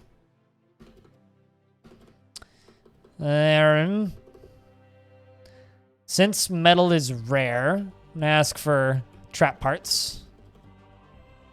Any fun pets you has? I'm gonna ask for turkeys, some cheeses. And then I need to flip back up the top for metals. Oh, actually. Glass for artifacts. Iron, silver, copper, bronze, brass, steel, pig iron, ullin, sterling silver, black bronze, rose gold, bismuth bronze, bismuth, and gold. We have finalized the import agreements. Feel free to go over the documents. Let's discuss what we were willing to offer for your craft store ship. Crutches, windows, powder, figurines, splints, backpacks, prepared meals, large gems, shields, bucklers, and amulets. I look forward to our meeting next year. Our fortunes rise and fall together. Of course.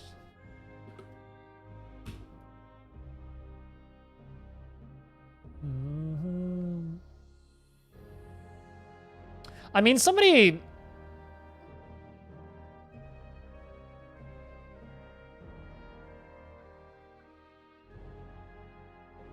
I don't know what you mean. I don't understand the reference. Water closet. Yeah, DF Notes isn't bad.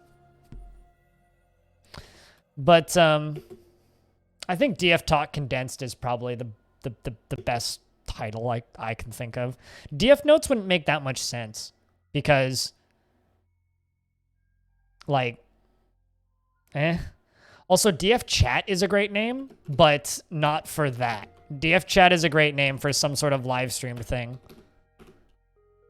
Like if I could get a bunch of Dwarf Fortress content creators together to do like a monthly chit chat podcast thingy. DF Talk Abridged. Distilled. Yeah, that's dwarfy sounding.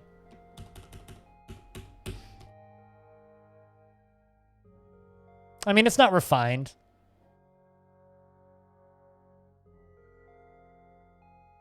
Talk smelted. No, it's a good suggestion. It's definitely a good suggestion. So there we go. There's our artifact door.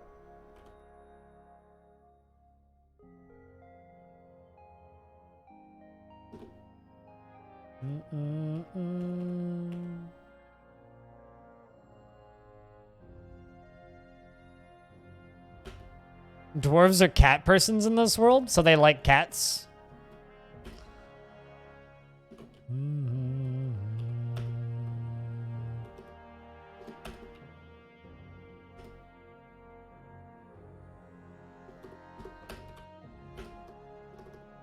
I'm just doing some flooring here using Fool's Gold.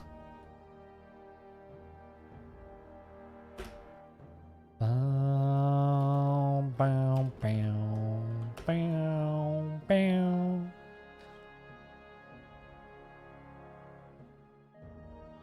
I'm doing well, Psychon. Doing well.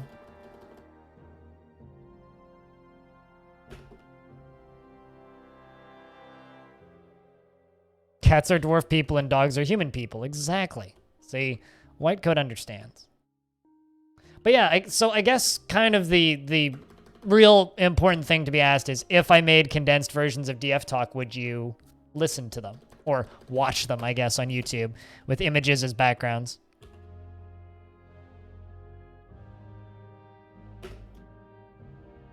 You'd watch them? Okay. I guess that's another thing to add to my list. You know, at some point, I'm going to need to take 2 days off of streaming a week to make videos. It's going to happen.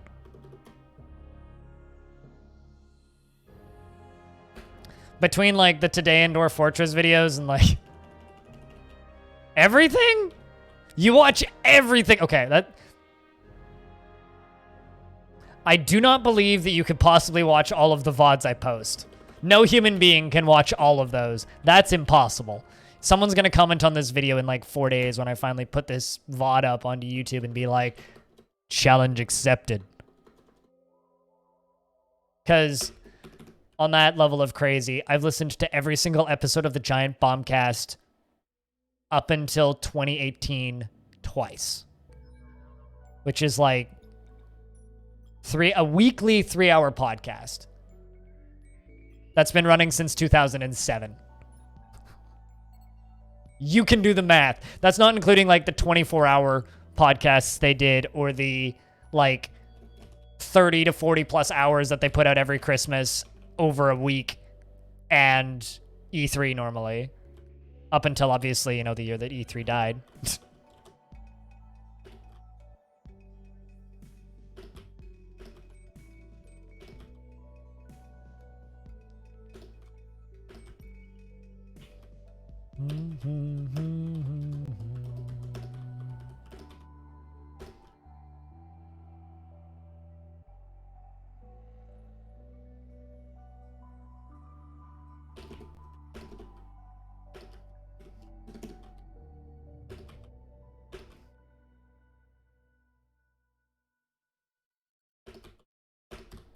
These are bedrooms, obviously.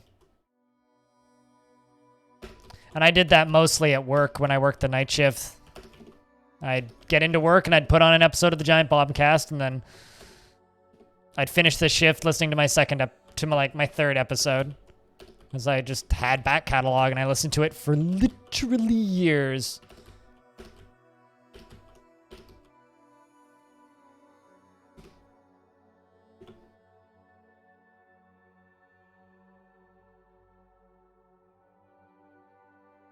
Out of clear glass, and dwarves just vomit all over it.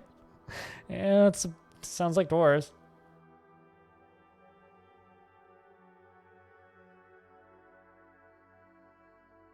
Certainly sounds like dwarves.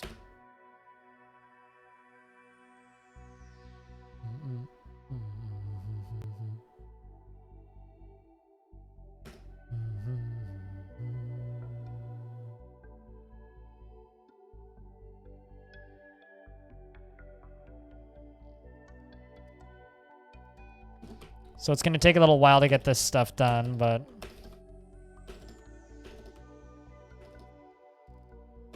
I love that there's still just a few boulders left. Smells like Dwarf Fortress. Antine Spirit.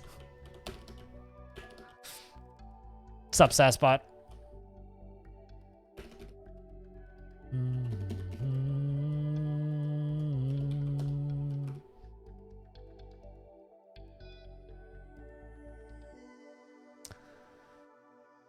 All right, well, you're preparing fine meals, so that's good.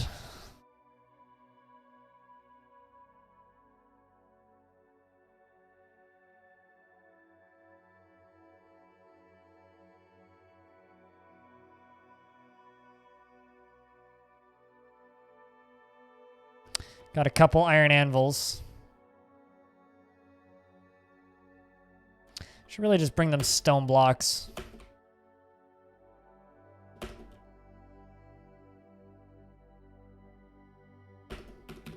That'll be plenty. Just so that I could trade something with them. Yeah, no, that's what I assume.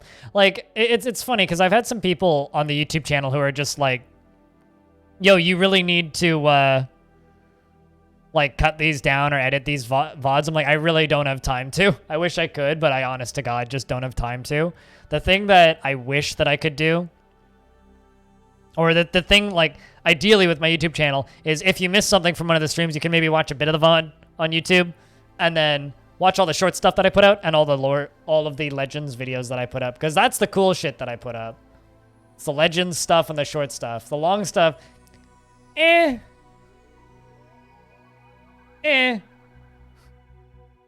I don't really expect anybody to watch most of those.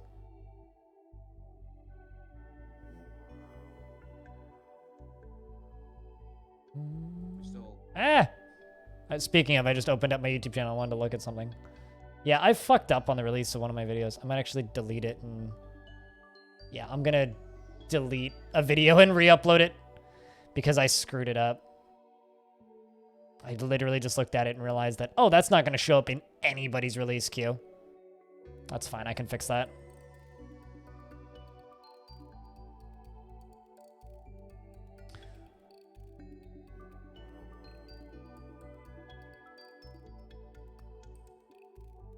I'm glad you like the update vids.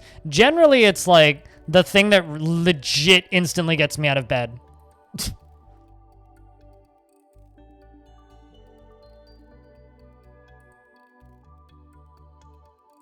You love stopping by? Yeah, I don't see you all around all that much, but it's nice to see you when I do see you. Oh shit, they embarked on their journey? What happened?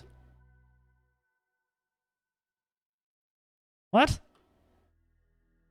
But like, they just got here. I guess they're leaving soon.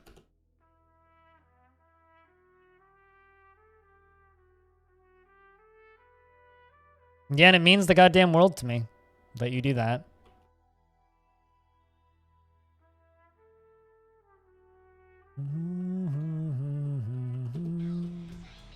And speaking of people who try to be here, Tredge, thanks for the 35 months, dude. Thank you so much. Guys, can I get a round of beers in chat for Tredge keeping that Prime sub around for fucking 35 months? Thank you so much, man.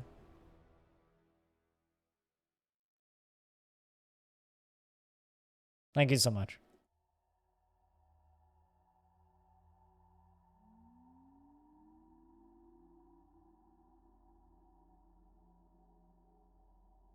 A white name on Discord? Oh, because your sub ran out?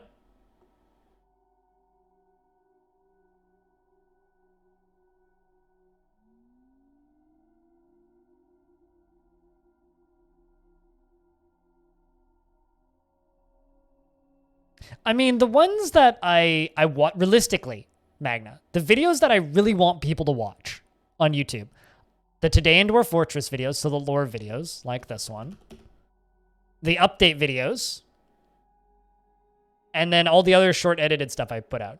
The long form YouTube stuff is like just an archive. It's meant to be there for archival purposes. I don't even put them into separate playlists.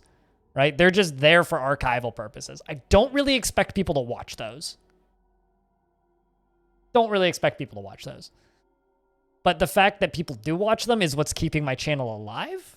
So, also we have more migrants. Speaking of migrants, hi Ryan. Ryan, did you see that video that Squug posted? Okay, yes you did. Perfect. A miner. I could use more miners, so I'll keep you as a miner. A peasant. Dreams of crafting a masterwork someday. Has a strong sense of duty.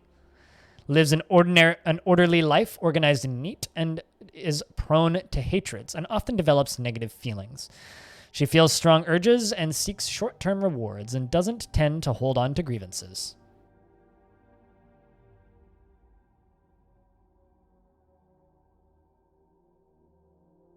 She doesn't handle stress well, and she is somewhat quarrelsome. She is bothered by this since she values friendship and feels and often feels envious of others. Rarely is discouraged and has a greedy streak. Is quite ambitious and tends to consider what others think of her. Hello. Thanks for the 510 bits. Psychon. Cheers, man. $5.10. You just bumped today's revenue up by a third, I think. A quarter? Actually, maybe a quarter. But thank you. Seriously, thanks. Guys, can I get a round of beers in chat for Psychon throwing $5.10 at me? Cheers. Doesn't handle stress well. Well, we can't put you into the military. You dream of crafting a masterwork. Masonry is kind of a natural job for you. There's discount bits? How much are the discount bits? Hold up. Twitch didn't notify me of this.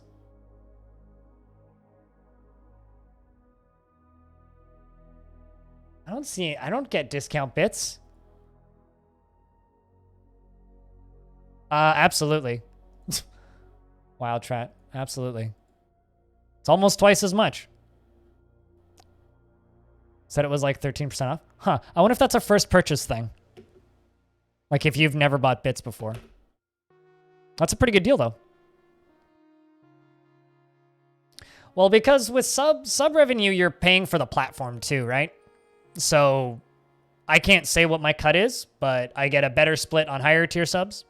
Obviously, every other form of money. Basically, subscribing to a Twitch channel is the lowest amount of money I get, but it's the best value for you as a viewer because you don't have to see ads, because you don't have to see ads on VODs, and you get the emotes and the badge. It's the best value for you, but I get the least amount of money. Which I'm totally okay with because I don't want you to have to see ads every time you come into the stream. Interesting. Maybe it's a regional thing. For the... Fair enough, Ryan. Yo, Ryan, what time do I need to wake up tomorrow to watch the race? It's 5 a.m., right? Pretty sure it's 5 a.m. Just assuming you know. He is a dyed-in-the-wall quarreler, never missing a chance to lash out. Verbal hostility, and he's bothered by this since he values friendship. So you're a politician? Dwarf? Dreams of raising a family. Has a devoted sense of optimism that never assumes the best, and he always assumes the best outcome will eventually occur no matter what. He doesn't seek out excitement, and he tends to hang on to grievances. He's rarely happy or enthusiastic, is conflicted by this. Since he values parties, this dwarf is messed up. Well then. Thanks for the 500 bits. Cheers. Thank you so much, Rat. You know, I think if one more person cheers 100 bits or more, that's a hype train. But thank you. Can I get a second round of beers in chat for Wild Trat? 6:10 a.m.? Gotcha. Well, I'm getting up at 5 then. That's what I thought. I don't think I've watched Elohim in 5 years, but congrats on the screenshots. Tends to avoid crowds and often feels discouraged. But yeah, thank you so much for the 500 bits and for the $5. You'll post your favorite memes, fair enough. That works for me. Fast-paced life, is quite polite. He's moved by natural art and beauty. Thanks, Hobo. That's a hype train. And 100 bits from Magna. There it is. Well, that's interesting. Worships a bunch of deities and has a master. That looks like an elf name. Kefino the Famisquava? Well, you're a wood burner. You're a legendary something. Competent hammer dwarf and a legendary wood burner. It's fucking been burning the wood as long as you can. Honestly, I don't want this dwarf talking with other dwarves because of the... that desire to constantly lash out at people. So we'll just put you in the military. But thank you guys for the sudden and unexpected hype train. Cheers, everyone. It is indeed a hype train. And because, like, you only get notification sounds on special sounds and, like, 1,000 bits or more, it's like a silent hype train. Meh, meh.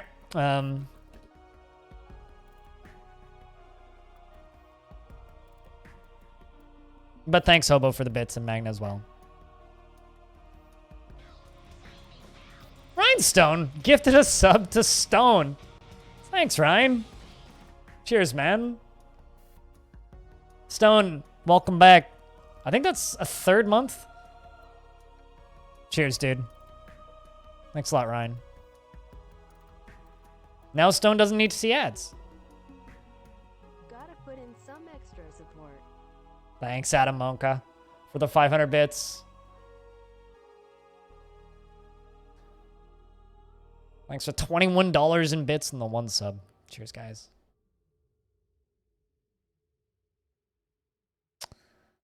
She does not generally seek retributions for past wrongs. And the 100 bits from Vin. Cheers, Vin. I mean, I'd say it was well-deserved, Stone. It was very well-deserved. And thanks, Ryan. She can handle stress and prefers to present herself modestly. Well, this Gelder right here, I think, is going to stop being a Gelder, because this is going to be a pretty military-heavy fort, it turns out. This dwarf is going to start a new squad. And this squad is going to be called the Entrancing Smiths. I think we're going to call this the Skunk Purge. And the militia captain, Einod, is going to be renamed to Adam Moe. There you go. She is sad after being separated from loved ones. Hopefully that gets fixed. You have a lot of family that's not in the fort, although your husband, fishery worker, is in the fort. He's probably right behind you. Done some wax crafting yet? It's been about... And I've only really left the game unpaused for maybe a couple weeks in game, and we've just been doing construction, so no, not yet. We really need to press a lot of that honey out. 1 minute left, or 1 minute 20 seconds left to upgrade that hype train to level 2, and then people get emotes. Or level 1 complete, and then you get emotes. Gelder is a solid career? Is that... I mean, eh. Hobo. Thanks, Hobo. For the 10 bucks in bits. I have to turn Cam back on for that. Thanks, man. Seriously. She finds humor in most situations, and she is swayed by emotional appeals. She does not generally seek retribution for past wrongs, and she tends to avoid crowds. She often feels discouraged, and she generally is quite confident in her abilities when undertaking specific ventures. She has a tendency towards forming deep emotional bonds with others, and she has a calm demeanor. And she is very humble. She often is cheerful and has a greedy streak, not a great aesthetic sensitivity. Dreams of raising a family, and she is conflicted by this since she values artwork, about the aesthetic thing, and its creation. And she has a noticeable lack of perseverance and can handle stress, prefers to present herself modestly, and needs alcohol to get through the working day. Lakopek, thanks for the 100 bits. Cheers, man. That means a lot from you. Thanks, guys.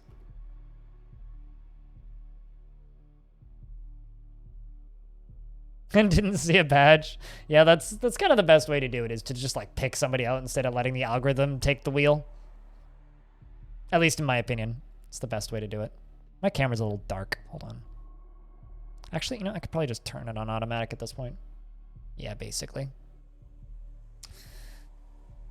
Welcome to the fort, Captain of the Skunk Purge.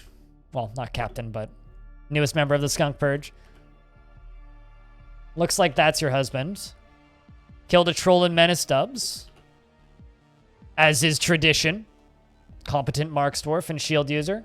For those of you who missed it earlier, if you go into Discord and look in the Dwarf War talk room and scroll up to the beginning of the discussions from today, you'll see a crazy amount of DF history. We basically went on like we had like a 5-hour long Dwarf Fortress history lesson.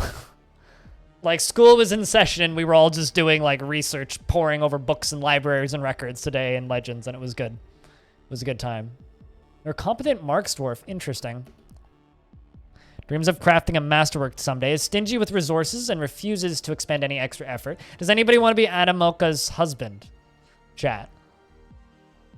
He's a calm demeanor, and he is sometimes acts with a sense of duty. Actually, for ease of sake, Lakopek, Gimper, Vin, Erman, Kvach, Vezrelix, Kibbs, Blood, Wildtrat, Adamoka, Crash, Kibbs, War Merchant, Kaiser, Seb, Banana, Bastet, and Ryan, and Dr. Phineas are already in the fort. So if you didn't hear your name called, let me know if you'd like a dwarf that I'm reading the description of.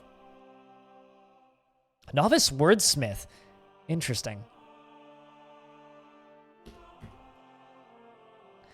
Kibbs 1 and Kibbs 2. Well, the problem is Kibbs is a person, but also often gets named after dwarfs and also can be a dwarf name, so. Kibbs and Britches as well as Kibbs. Kib, rather. So if it's Kib with an S or Kib without an S. But, Magna is married to Adamonka. Is 33 years old, born on the 7th of Obsidian in the year 220. And guys, thank you so much for the hype train, seriously. And they have one child named Zagular Webhames. You're an ardent worshiper of Dur. Only one god. Dur is a deity of the Vessel of Artifice. Dur most often takes the form of a male dwarf and is associated with war and fortresses. You killed one troll in Menestubs, so you fought in Menestubs. The question is, what group did you fight with? Former member of the Cult of Violence, former member of the Triangular Orbs? It could have been any of those, actually.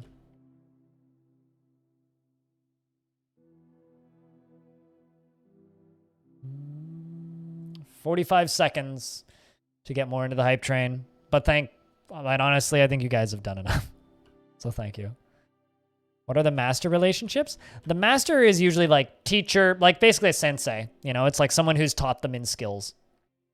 Who hasn't fought in Menestubs? A lot of these dwarves actually haven't fought in Menestubs. Which means, okay, this is interesting. Well, actually, maybe not that interesting. You're 33 years old, born on the 7th of Obsidian in the year 220, which means you were born after the massacre at Diverth. But during all of the fights at Menestubs. And thank you very much to everybody who took part in the hype train. You guys are fucking awesome. Which was 1 gift sub and a bunch of bits, I think. Let's wait for the credits to pop up. There we go. 3,321 bits and 1 subscription. Thanks, guys, for like the $35. Cheers, everyone.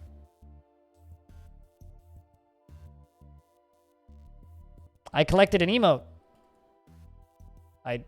I've collected all of the level 1 emotes.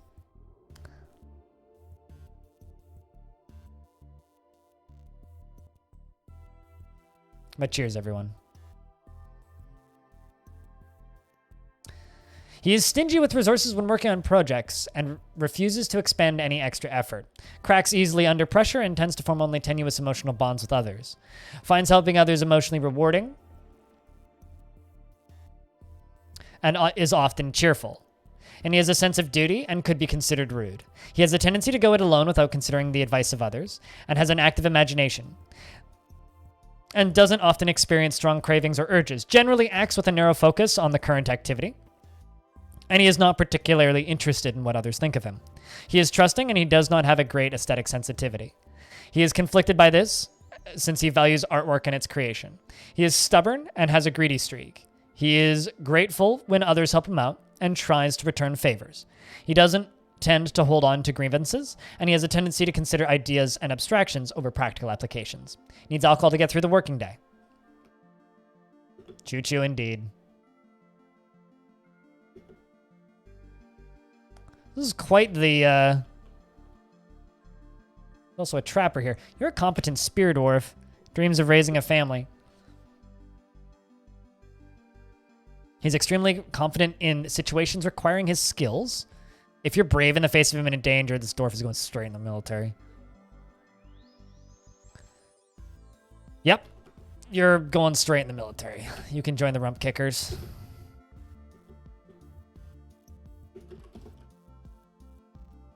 Also, Domas, the wood burner. Killed a goblin, not in the same spot. Can be considered thoughtless. Interesting. Don't often see thoughtless.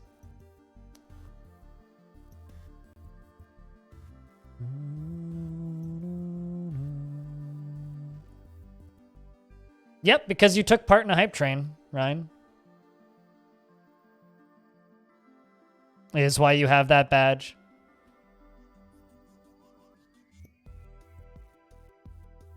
I'll watch some of the Legends video. Alrighty.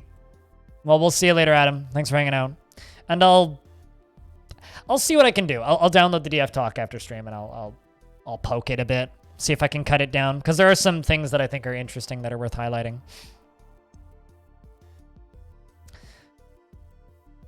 Never deliberates before acting. Can be considered thoughtless. Is bashful and doesn't mind wearing something special now and again. She is friendly individual and she is burdened by this since she dislikes the idea of friendship. She doesn't handle stress well. Well, you can just be a wood burner, dwarf. Also, a great horned owl corpse is fighting. Let's see if I can send my dwarves out to kill this great horned owl corpse.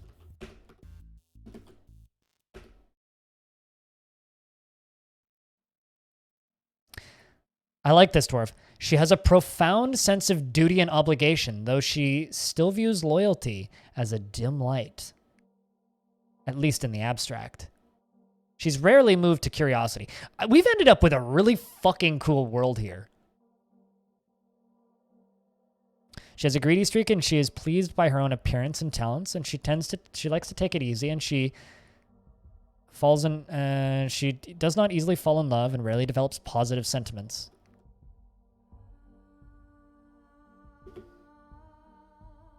Well, there's a dead...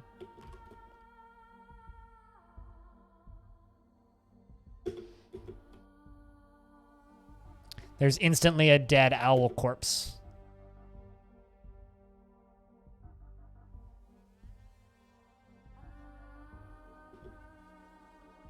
All right, let's jump down here.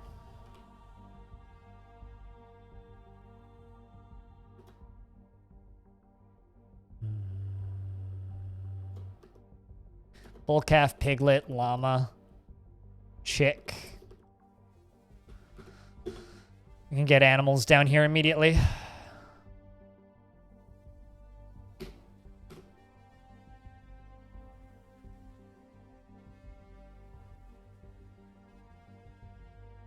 But no, I know it always sounds cheesy, but at the end of the day, you know, I wouldn't be able to do this full time if it wasn't for your guys' assistance, genuinely, you know? And I'm able to pay my rent and live by myself and do kind of crazy things if you think about it without actually, you know, having to go and exist in worlds outside, so...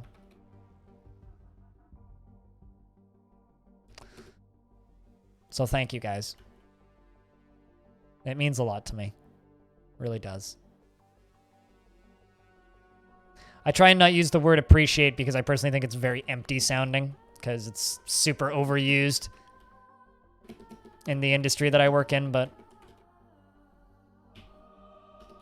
it still genuinely means the world to me. Yeah, now I'm like kind of wanting to see if I can get some other Dwarf Fortress creators together like once a month to do like an hour-long chit-chat stream.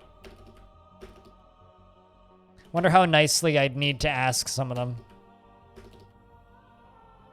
Because that would actually be really neat. If we could do like a Dwarf Fortress version of dropped frames or something.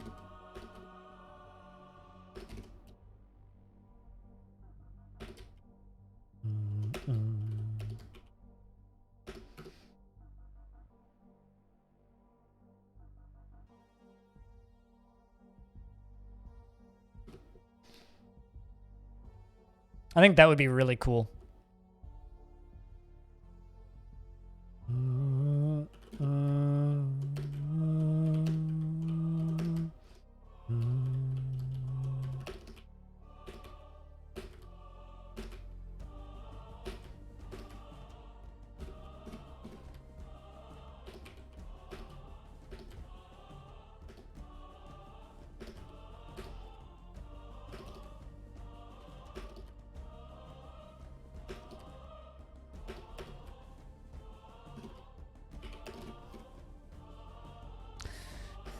You know, that whole idea is just put in my head because of the name suggestion DF chat. Literally. Because of that name suggestion.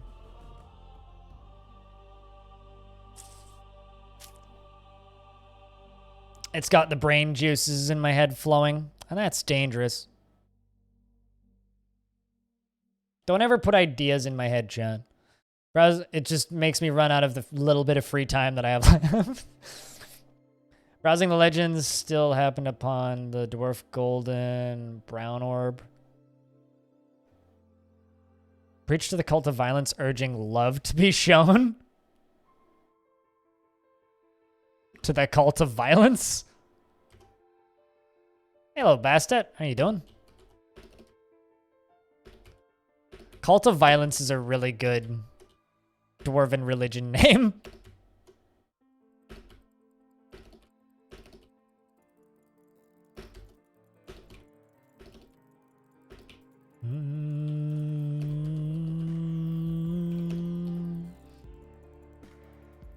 Headache. I'm doing all right.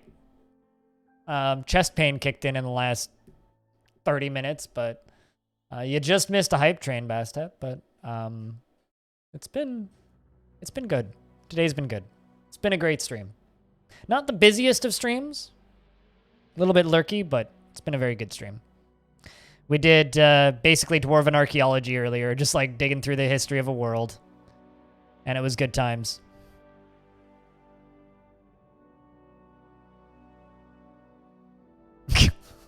That's a really good photo, right?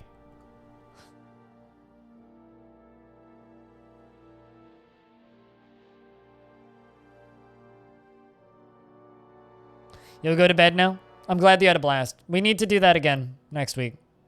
Although I don't know what else we'll dig up from that world, because we've already kind of found everything, you know? We're going to have to dig deeper into specific kings and deities and stuff. I'm sure we can find other stuff. Uh-oh. Uh-oh. Uh-oh. Look, chat. No, it's all good. You know, honestly, lurky's fine. It just means that there's a lot of people listening rather than talking. That's all it means.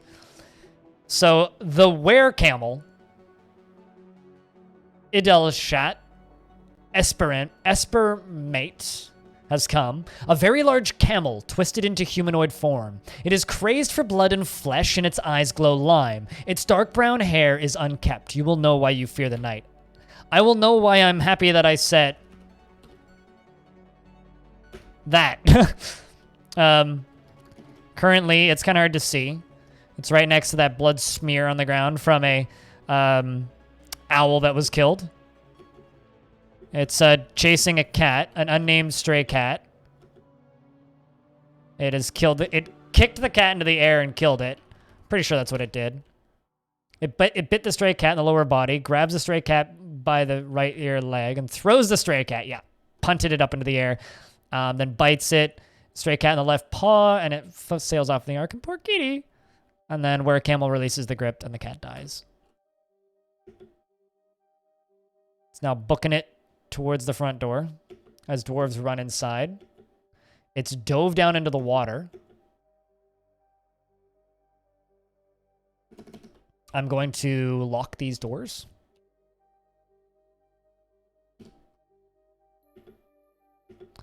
It runs into the fort. It toppled one of my beehives.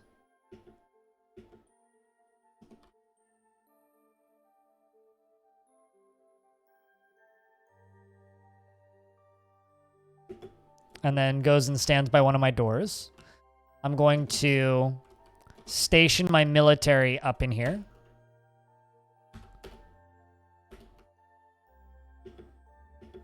I was hoping it would stay inside. Darn. It's turning... Okay. It's now a human again. I'm going to unlock all my doors.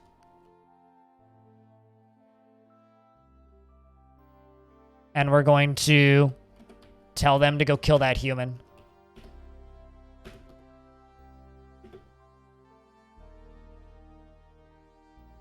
And the dwarves come flying out.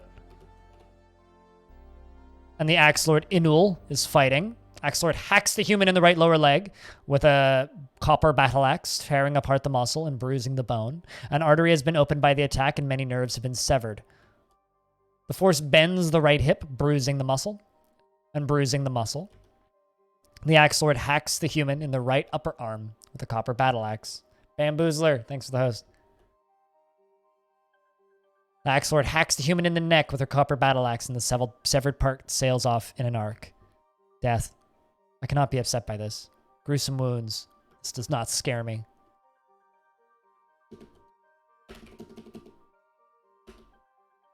Look at that squad of dwarves just come piling in. They all came out the back door. How fitting.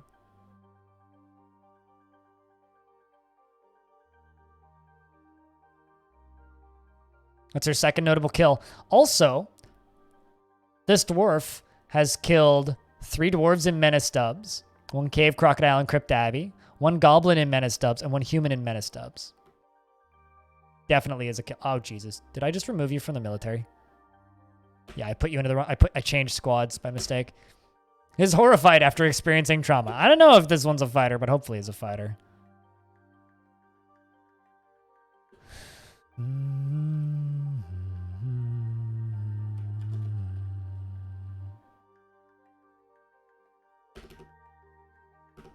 Bamboozler, how was your stream today? What were you playing?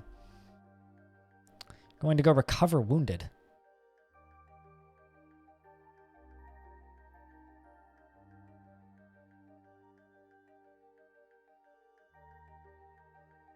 Oh, just a cave spider. I read giant cave spider initially and I was worried.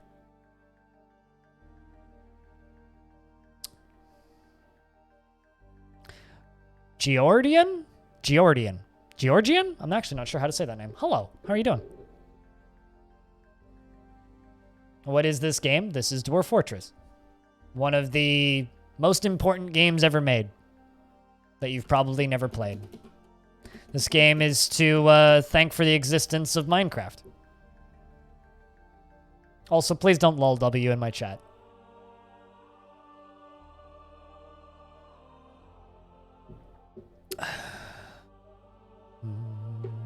Or pog you. Just don't do any of that shit. It's not really welcome here. You'll get removed from the chat pretty quickly if you do. You do one more of those and I will ban you. No, yeah, and you've already had 3 strikes. I don't need that shit here.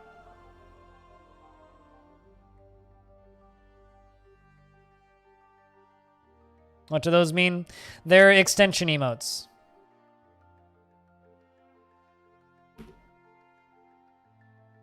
They're quite popular in a large portion of Twitch chat culture, and I dislike that part of Twitch greatly. Greatly!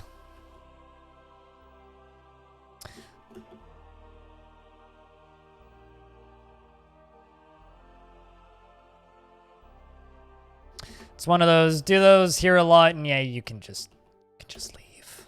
It's okay. We'll be fine without you.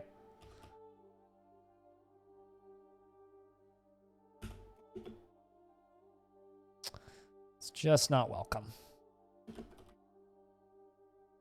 I need to pull that lever. that popped up because currently it's down.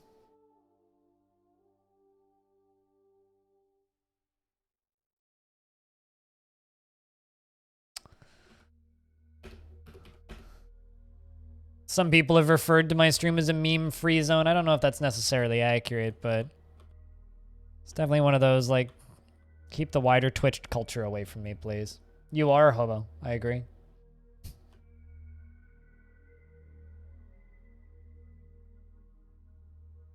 It's that one, yeah. I didn't say it. Hobo did. I just simply agreed. Where did corpses go? Why can't I read? There it is. Dump all those corpses. Let's get them all removed. Uh-oh. We got wild boar corpses again running around. Hold on, where are those?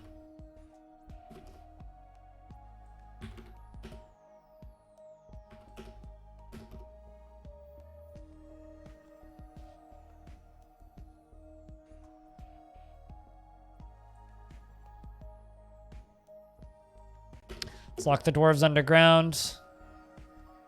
And get my military up here to go beat the crap out of these wild boar corpses. Oh, God. Okay, so first, shout out to this axe lord who's holding her baby while she's fighting. She's fighting with 4 undead wild boars, holding her baby.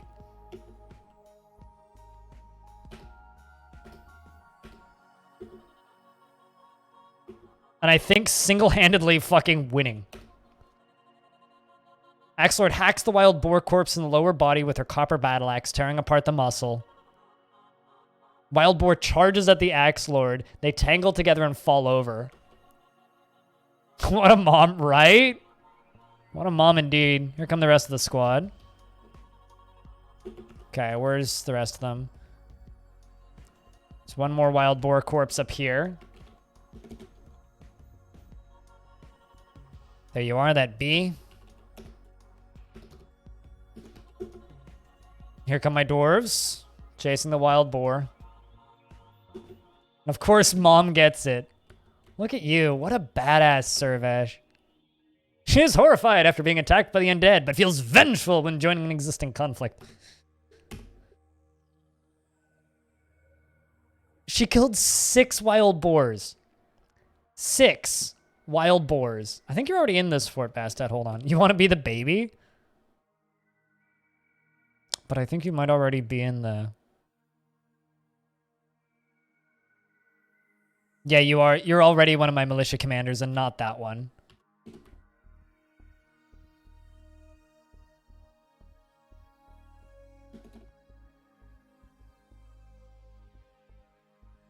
We should name that baby. Dion killed them. Redeaded them. Dwarven big. Dwarven moms are scary, dude. Fear the dwarven mom. What do we name this baby? How about, Piglet? Has gone to battle against the undead wild boar onslaught. Was horrified seeing a human Astot die. Considering, first words are Magmama. She, was delighted remembering watching a performance, but didn't feel anything after experiencing trauma. Was horrified after seeing a human die, which was the, were creature.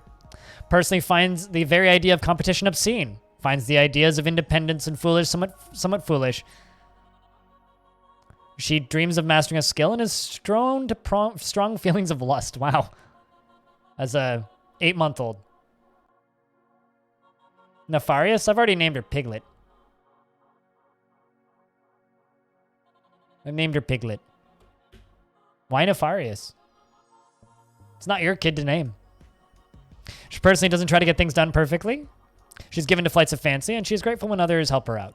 She tries to return favors and tends to assume the worst of 2 outcomes will be the one that comes to pass. She sometimes acts with little determination and confidence, and has little interest in joking around. She generally acts with a narrow focus on the current activity, and she occasionally overindulges. And she tends to make a small mess with her own possessions, and she can handle stress. That's gonna be a strong fucking warrior when she grows up. Piglet will be watching you. We will be watching you. And I think that's it for undead. Oh, Jesus. Never mind. A bunch more just showed up. Okay, well. Let's bring the military back out.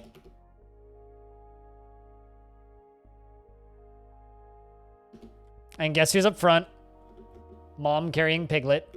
There goes one immediately. Two. Ooh, someone got injured.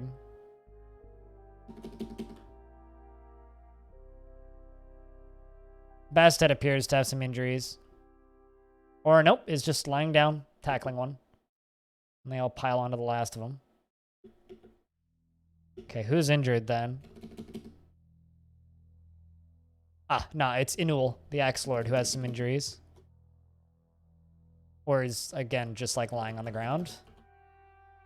Ah, there you go. Left foot, left knee, second toe. But wait, there's more. Her left foot is broken. Her second toe and her left foot is smashed open. Someone's probably coming to recover wounded pretty quick, I would assume.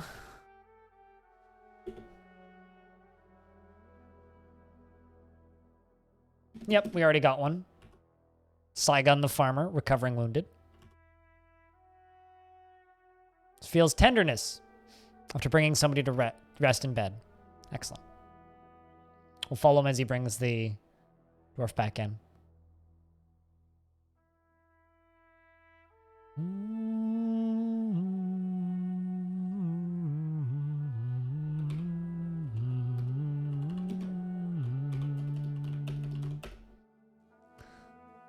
Also, we need beds. 40.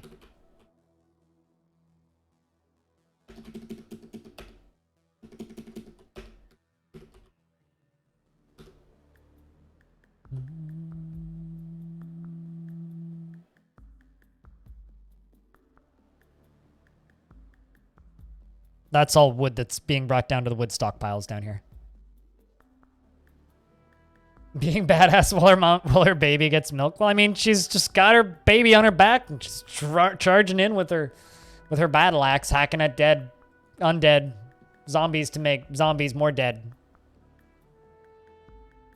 I mean, they're slightly dead zombies that she needs to make into very dead zombies. Not to be confused with Robert Zombie.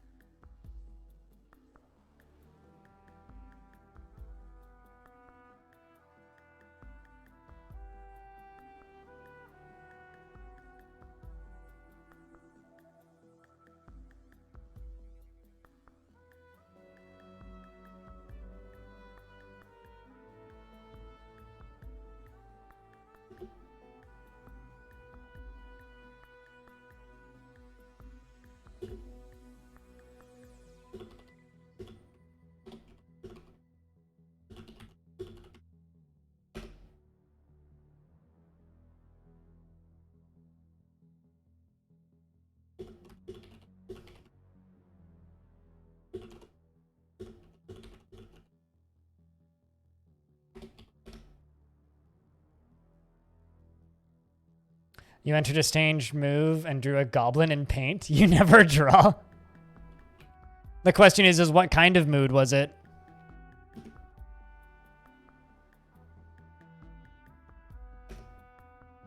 Let's press some honey from honeycombs. Also, Gwellum, how you been? It's been a bit. Hope you're doing well. You finally finished Yakuza? Pog. Good for you. And why are you frickin' fishing in the eastern swamps, you twit?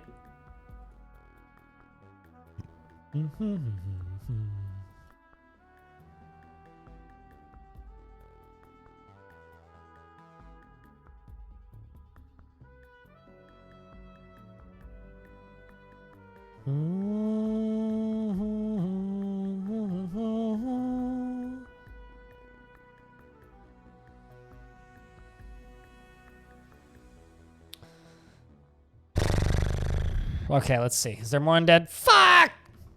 There's more undead.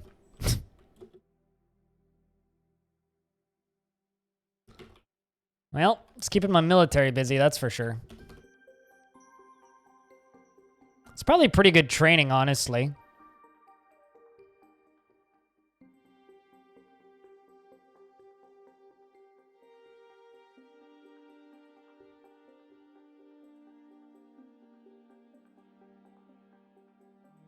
They're getting some good practice, that's for sure. Is afraid. That's gonna be a little stressy. Bastet is afraid after experiencing trauma. You'll be okay, though. Come on. Did we lose a dwarf in that?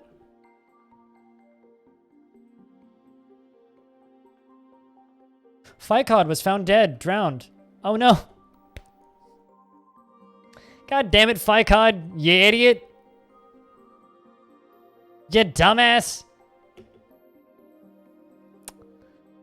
A wave must have took him. Ficod the stupid.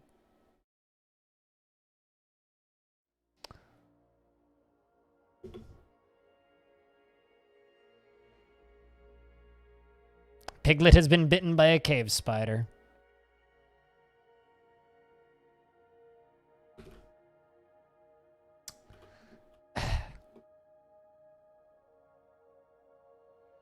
The weekend's the only time you get to see me live now. Yeah, and that kind of sucks, but it is what it is.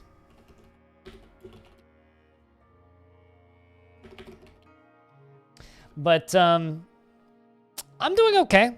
Yeah, it's been all right. Hanging in there, doing my best, trying to, you know, probably like trying to stream more, but at the same time also trying to take more time off. Like it's this weird madness balancing act. Yeet. Look at this guy interrupting me while I'm talking.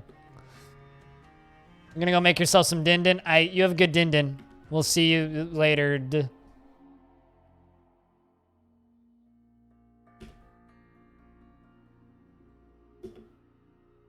It's so freaking rude, I'm telling you.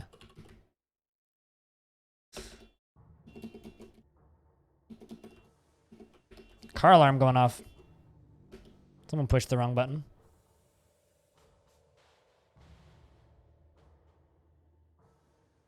Cool. So human poet. Never trust poets, chat. Do we have a mayor now? Probably. Yep, we do. And it's blood. Our manager. I wonder if you're happy with your bedroom. You probably are. No, you're not. What are you demanding? Millstones? Really? I mean, where's your bedroom? I mean, if you insist, Your Majesty.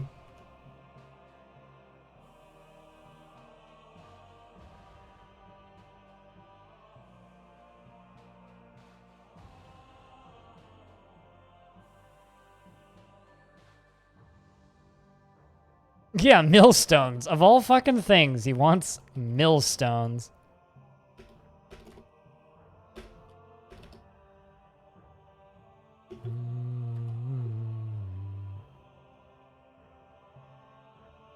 In every chat you're in. That's, you know, honestly, I think my dwarf emotes are rapidly becoming the most popular ones.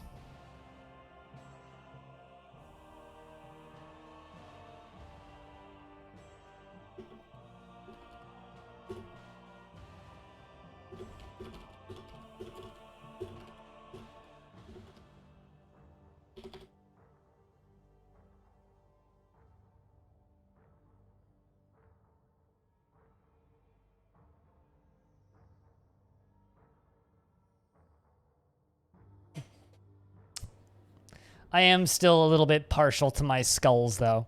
Like, in a way, like, I think of the skeletons as me. You know, if that makes sense? Like, they're kind of just my personality. Whereas the dwarves are just kind of like I don't know, the new, not necessarily the theme of the channel, but like if the skeletons are me, then the dwarves are the channel mascot. That makes sense?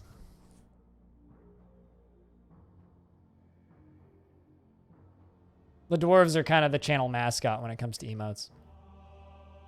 It's your favorite emote on Twitch? Wow, that's quite the kind words right there.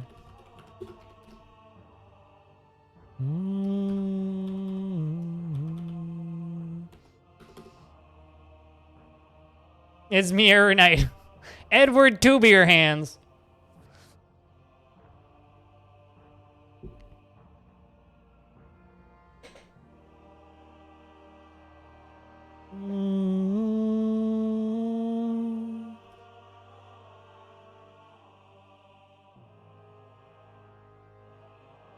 Gonna lock that door and pull a lever.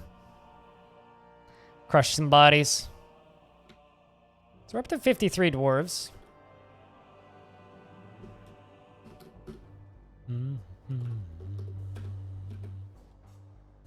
Also, just a prior heads up, tomorrow's stream's probably gonna start early. Probably, because I'm gonna be waking up at like 5:30 in the morning, because I'm gonna watch me an F1 race in the morning. I'm kind of feeling some Caves of Cud tomorrow. I'm doing blank.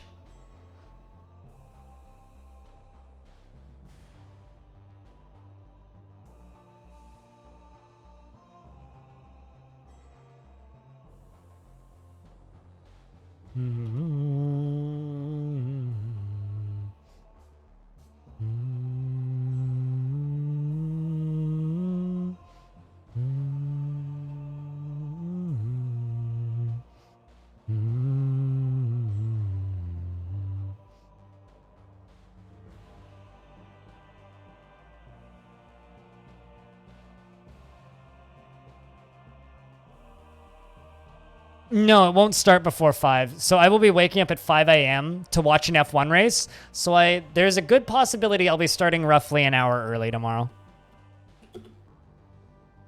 Roughly an hour early. Also, what did you grab? Craft store shop. Sudoku. Has gone into a fey mood.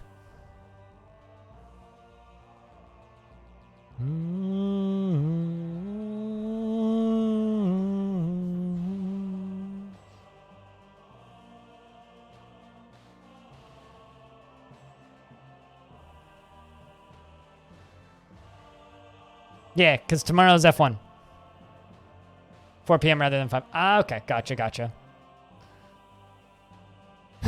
And also, if anybody else is going to be watching the F1 race live, maybe like keep an eye on speedy tracks and zoom zooms. I love that combo so much. Gwellum.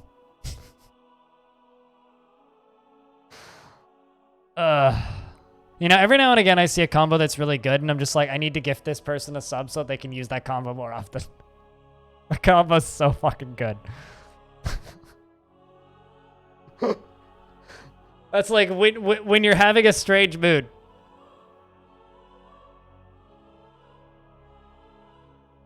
It's so fucking good.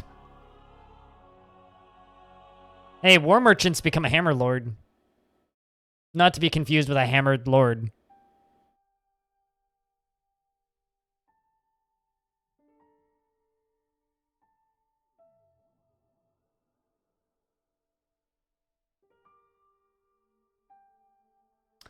Chat, press F1. Well, maybe type F1 if you enjoy F1, so that we can find Righteous Bone or some other people who also enjoy F1. And Sozokol has become a mysterious construction. And that's slate, quartzite, and, well, orebone. I even have a room in Discord called Speedy Tracks and Zoom Zoom for talking about F1, Trackmania, and all things that go fast. Eat item. Item is inaccessible. What? What item are you trying to eat? You're probably just fighting over an odd item.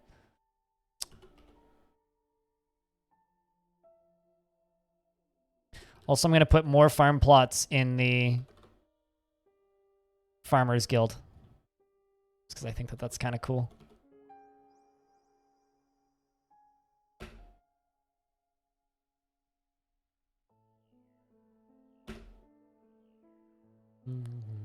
See, there's at least 2. Also Rhinestone, who's probably just, who said F1 race earlier, and Cyclone, who hangs out in my Discord. Actually, if you want to find people who like F1, watch EJSA on Twitch. He's like everything speedy race cars on Fridays.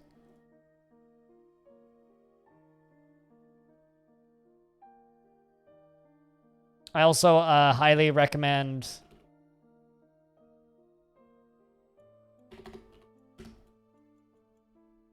this podcast if you need more F1 in your life.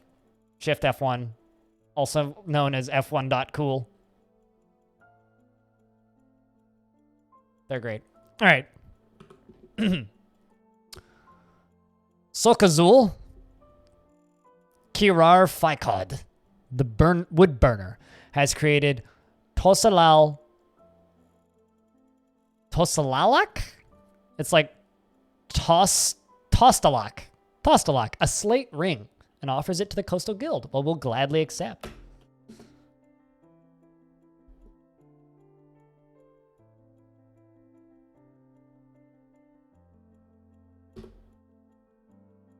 This is a slate ring. All Craftsdwarf ship is of the highest quality. It is encrusted with oval quartzite cabochons, and this object menaces with spikes of slate, quartzite, and wild boar bone. Simple, but I like it.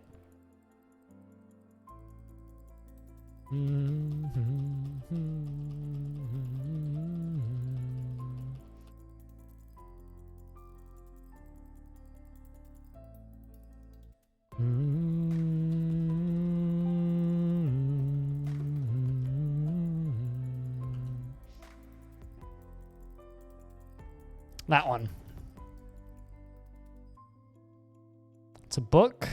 It's another book. That one. Slate ring. I'm also going to put a library down here. I think about putting a library, like, simple but still fancy, yeah. I think about putting a library connected to the tomb. Oh, speaking of tomb, we need to immortalize that dwarf that kind of went splat into the ocean. Fikod, the idiot. Also, whatever happened to Melville? Oh, yeah, the dwarf that's stuck in a tree.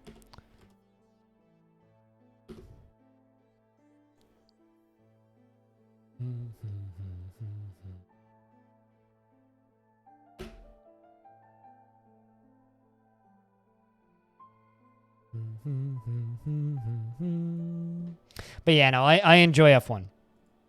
I think it's just... Still got the 96 season on VHS. I think that, like, with F1, it's just kind of hard to find people in North America that like F1. Impalification, what's up? How's things?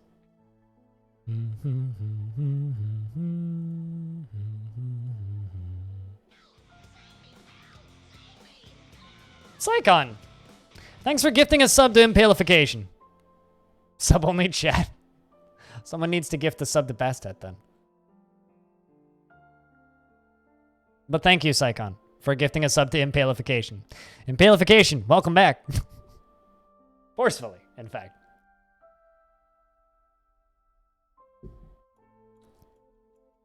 Oh yeah, true. They're getting more by the year now? Yeah. Don't have to. I'm just saying. If it's sub-only chat, then you gotta go all the way. You can't make claims like that and then not go all the way. I mean, yeah, you can, but I'm gonna call you out on it. Table, rock, 15. Table, no. Throne, rock, 15.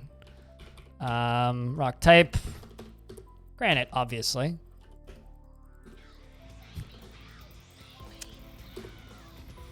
There you go. Bastet, enjoy those stupid skulls and dwarf faces. Welcome back. Also, door rock 30. I'm gonna need close to that many.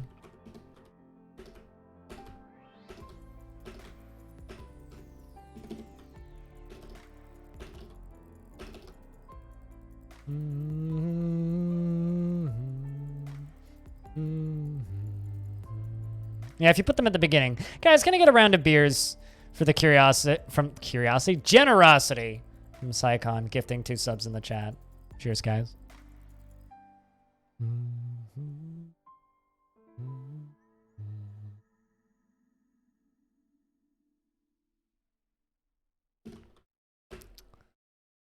I need to cut some gems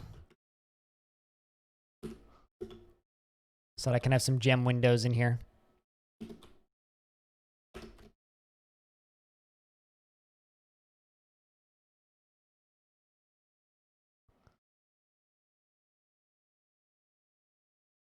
Looks like we made those millstones. But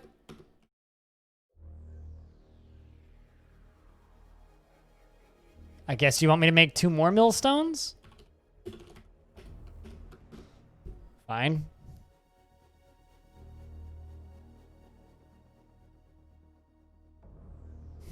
Cucumber salad is tasty. Easy to make too.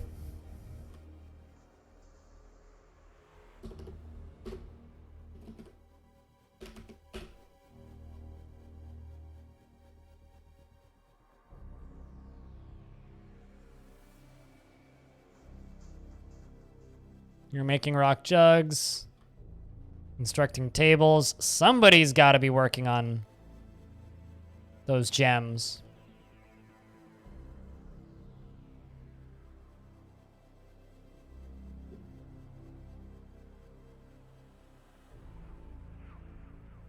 I try, Psycon. I try.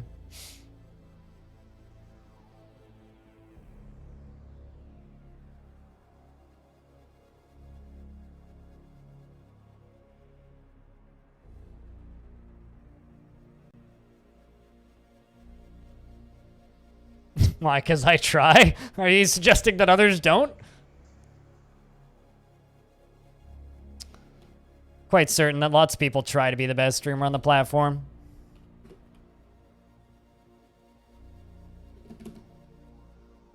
As I tried so hard and got so far, but in the end, kind of matters?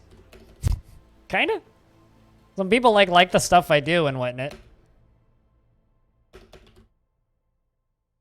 Oh, that's a cage. You know what? Let's give him a cage. Maybe I can put an animal in it later.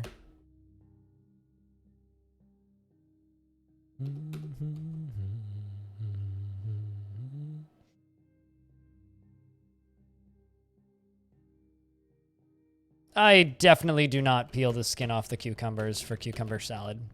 Definitely don't do that.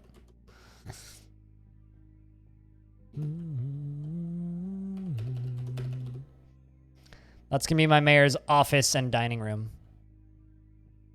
But first, of course, I need the gems to be able to give him the gem windows.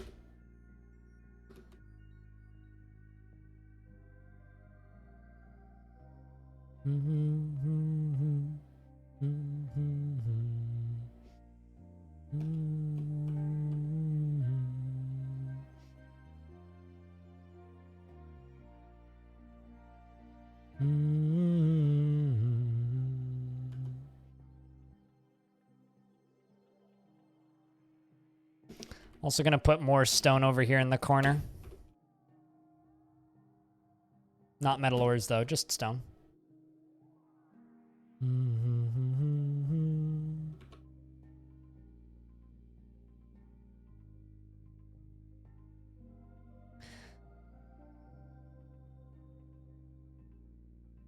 I don't know, I've always kind of weirdly thought of my stream as underrated, but at the same time also think of my stream as perfectly rated correctly.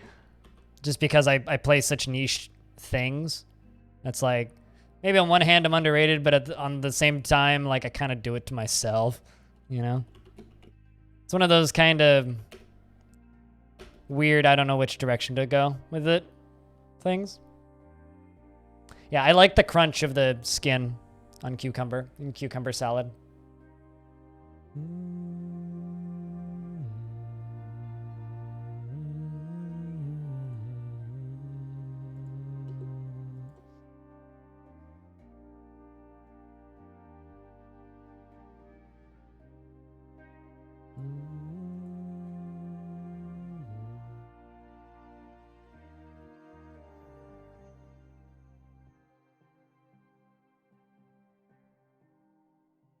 Okay, well, that's the first of the gem windows. That'll be the second. Skin, feta cheese. Heck, I'd even put some blue cheese in there.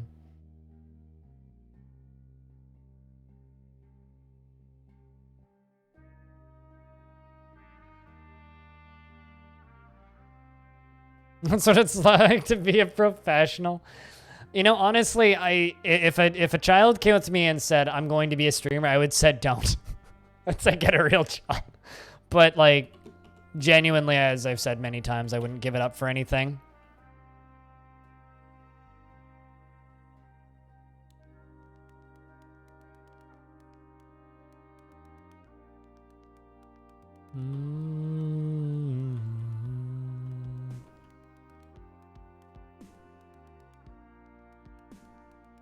Now it's just becoming a Greek salad, Impale. Just fucking add olives and, like... Just add olives and the other things you need for it to be a Greek salad, and it's just a Greek salad.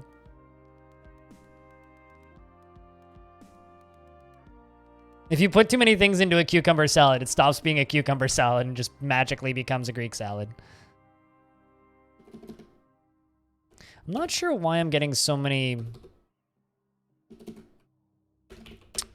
food stuffs cancellations.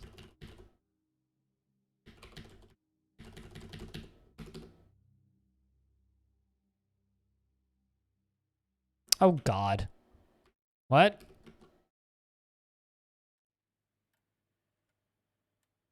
Somebody was interrupted by wild boar head. Gotta cancel everything back here again. It's spooking my dwarves again.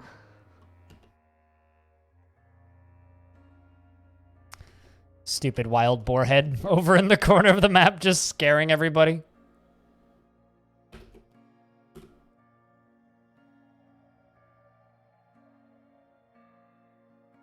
You've attempted to get into DF a few times, you just keep bouncing off because it's so overwhelming.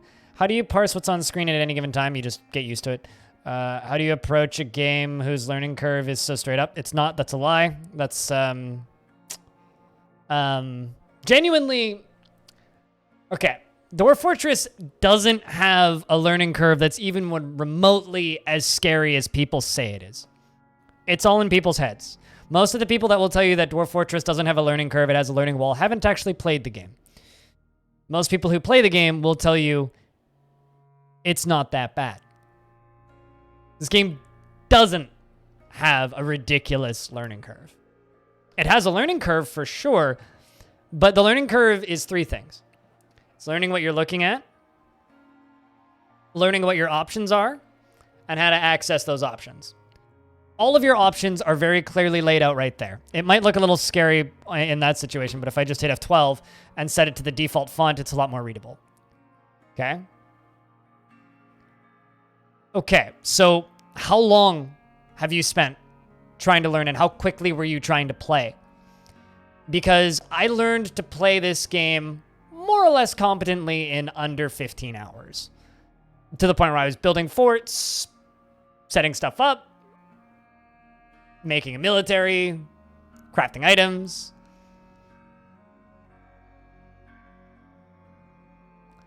It's complete. I mean, I would agree with that to an extent, Psychon. I think that people just have an overinflated idea of how difficult the game is to play. Now, that being said, as far as getting into it, how do you get into it? You get into it like learning a board game. Don't treat it like you're learning a video game. Treat it like you're learning a board game. And in order to play a board game, you're going to get a bunch of pieces, right? Those pieces are just going to look like plastic parts. A board that means nothing and a bunch of cards, right? Now, how do you play that board game? Well, you sit down and you read the rule book. And then you mess about a little bit until you kind of have the gist of what you're supposed to do in a game, and then you play. Dwarf Fortress is exactly like that. So instead of just sitting down and saying, I'm going to play this, you don't do that. It's not going to work, not in the game's current state, unfortunately. The way you get into Dwarf Fortress is you open up the wiki and open up the Getting Started guide and start reading. Or you start watching YouTube videos. Or you pop into a stream like mine and ask questions. Or you start watching Krug Smash and just kind of learn the first two of the three things, which is what you're looking at and what your options are. And then you can start playing Dwarf Fortress. If you just sit down and start playing Dwarf Fortress, you'll get confused, you'll get frustrated, and you'll stop. And that's the case for most people, unfortunately. If you sit down and treat it like you're learning a board game, it's easy. The problem is most people treat it like a video game. And also, 3 to 4 hours, yeah, that makes about, that's what I would describe. The problem is people get about 3 to 4 hours in like you did, and they have this thought in their head that this is the hardest game ever made. Oh my god, this is so overwhelming and scary. Oh my god, this is such a difficult game. What am I doing? What is this? Oh god. That's not the mindset you go into Dwarf Fortress with. You have to go into it expecting it to crash and burn, because it will. And you have to go into it expecting unexpected things to happen. And you need to realize that a fortress dying or losing a bunch of dwarves isn't a failure. That's progression. That's you learning what can happen. Because it's a game about systems, and everything is interlocking systems that will inevitably crumble and cause everything to kind of go boing and fall off a cliff. Like earlier, I had a dwarf just like up on the surface. I had a dwarf just, fall into the water and drown. Rip. That poor bastard. Just fucking idiot. And eventually you'll be flying through the menus so fast that you can just be like, yeah, I need, I don't know, a statue of, no, not out of clay, made out of rock. I need one, and I need it to be of a specified stone. Let's make it out of granite, obviously, and then go back down to this, specify image. Let's make a new image. Can I say creature, boar, let's just say just a wild boar, so that'll work. One, and action or relationship. Is decapitated an option? Dejected, dead, offended, fuck. Undead? Unnaturally contorted. I mean, that could work. Mutilated? I want to make a statue of that undead fucking... Actually, hold on. Is it named? Yes, leave. Is it named? Fuck, it's not named.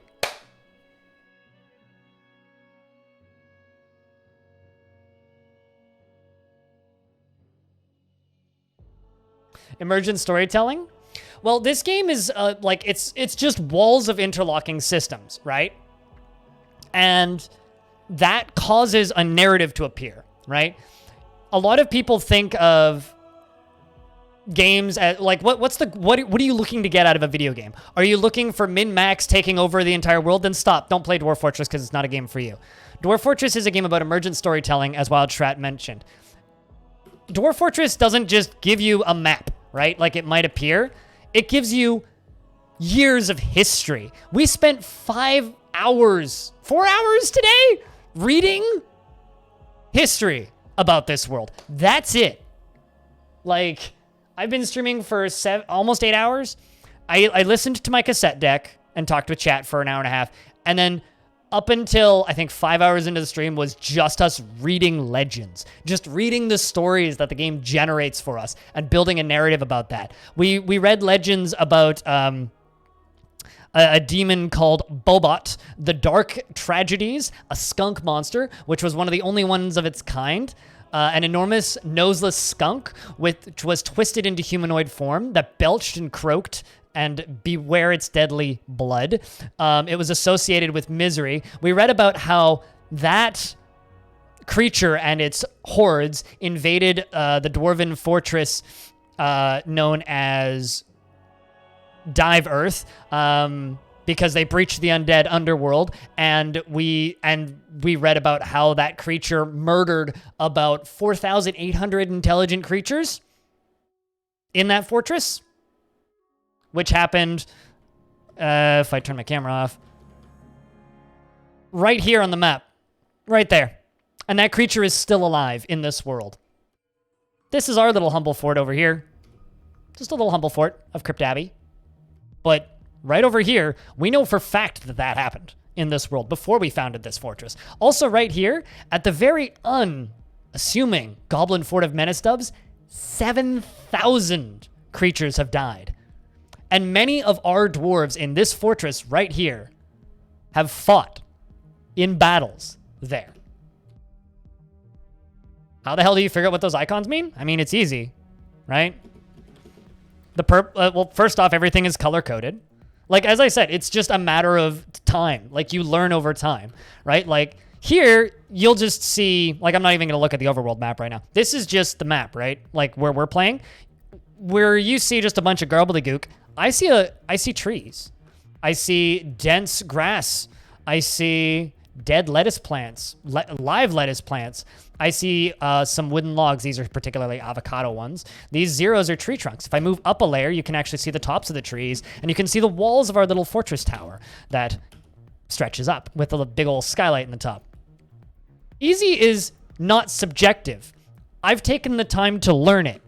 You can too. That's the thing with Dwarf Fortress. It's not subjective because you learn, right? It's like riding a bicycle. It's a difficult skill, but once you've mastered it, it ceases to be a problem. So it's not subjective. I'm legally blind. If I can play this game, you can too. And if it's something that you're interested in playing, you can learn it. If it's not something you're interested in playing and you're just going to argue against learning it, saying that it's hard, I can't help you. None of the advice I give you can help you. I can give you resources. I can show you places where you can learn the game. If you love the idea of DF, watch DF. Watch Krug Smash. Watch streams. Watch myself. Watch Userrune. Watch RNG Strategist. And just immerse yourself in it. Because it will start to make sense without you even playing it. It'll be a lot faster if you just play it. And yes, there were times in the first 100 hours that I played where 40 hours in, I'd be like, what the fuck is that? And I'd have to hit K and move the cursor over to it and be like, oh, that's a willow trunk. Okay, that makes a lot of sense now. I now understand what that is, and I will remember because I have a brain. If you actually stream. That is true. I don't know. I was just listing. Watch Salford Sal. Watch Scoundrel. I'm blind, and you can too. So it's like, watch Quatch when Quatch turns their stream on. Like, it's not hard. It just takes practice, you know? Like, I'll say this, and this is something that I like to point out about Dwarf Fortress. If you've ever played Civilization, okay? Just go to Google and type in Civ 5 Endgame to Google, and then click on Images. If I go up to this and just go, okay, well, I kind of know what some of this stuff is. This is Civ 6, though. But I kind of know what some of this stuff is. But, like, at a glance, I don't know what any of these icons mean. And I've played Civ before. Like, I mean, yeah, you can kind of parse that. But, like, what's the purple shit at the top mean? I don't know. If you can play Civ, you can play Dwarf Fort. Because as you're playing, you'll learn what all these icons mean. It's just the same in Dwarf Fort. You learn what that shit means, and that's a YouTube video. Oh, God, help me. I need to get out of here. It's just like learning any strategy game. Do you know what the icons mean immediately? No. But you'll learn over time.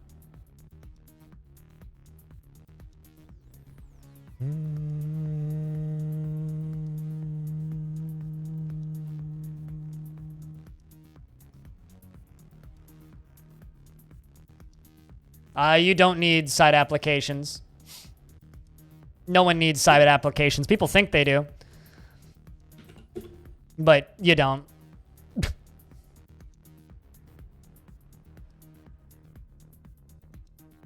Like, I'm not using DF Hack or DF Therapist, which are the two popular ones.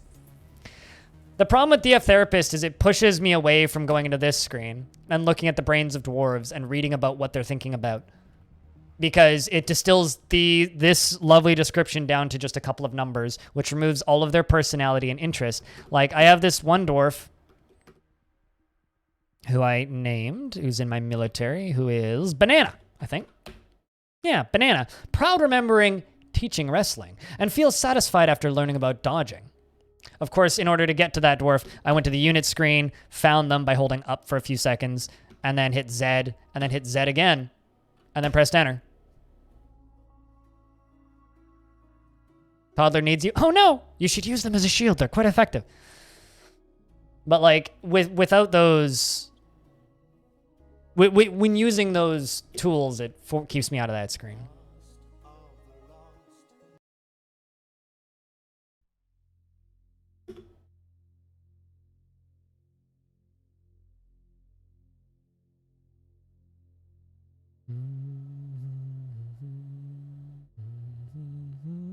Also, I love Civ. Side note.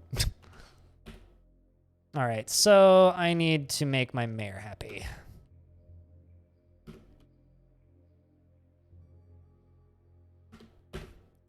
I'm going to assign that room to Blood, my mayor, and that to Blood, my mayor. Modest office, modest dining room. Okay. Now if I put engravings on those walls, and engravings on those walls. Also, I didn't designate the image on that statue, so let's do that. Specify new image.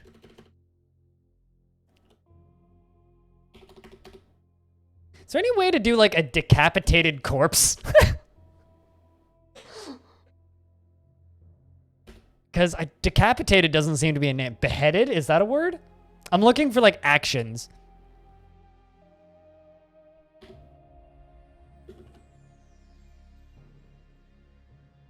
It's just a wild boar. Oh, an image of wild boars.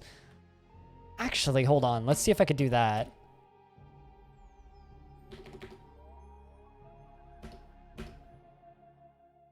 The wild boars are dead. This is an image of wild boars. The wild boars are dead. The gelded release. You know what? Yeah, we'll go with that. Construct that statue. Dead wild boars.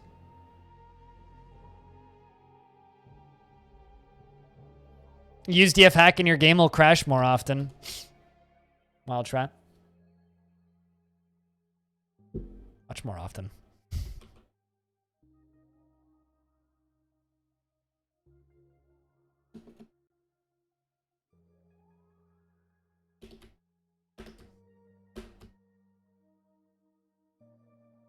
Use DT for one thing only, and it's assigning military. It's so tedious to find the right temperament for an individuality. Yeah, that's fair.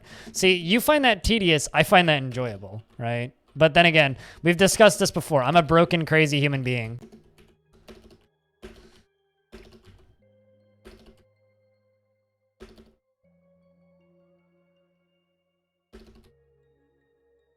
Also, I think I'm going to use that description from now on. Learning Dwarf Fortress is like learning a board game. You have to read the rules first.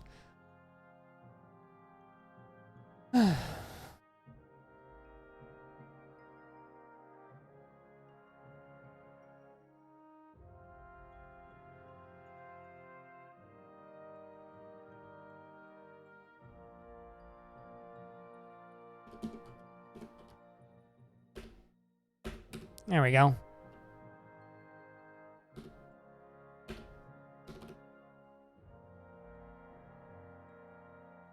There's a lot more engravings that need to get done first. Let's get all these beds up in here.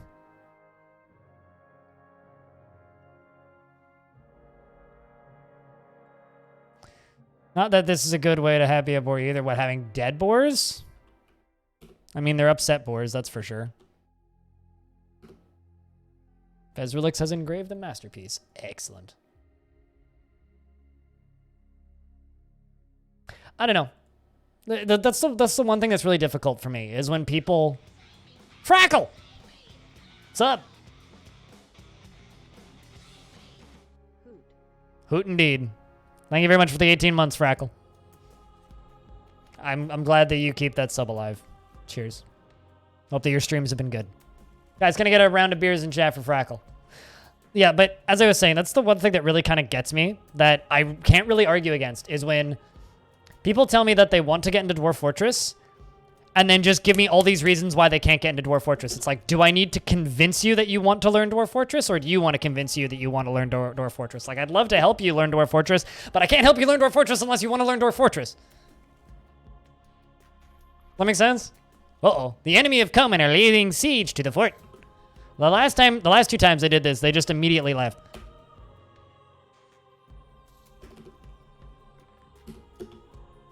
All right, well, they ain't immediately leaving.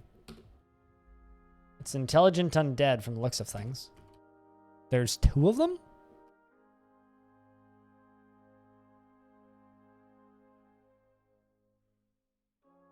All right, well, hold on. I'm gonna pull that quartzite lever. Jump back up to the surface. Close the door.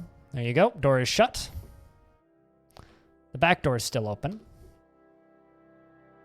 It's only 2 undead, eh? I'm gonna try and kill these guys. The necromancer's fighting. Hold up. What?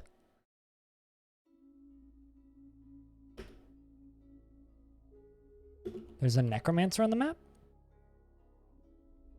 Not that I see.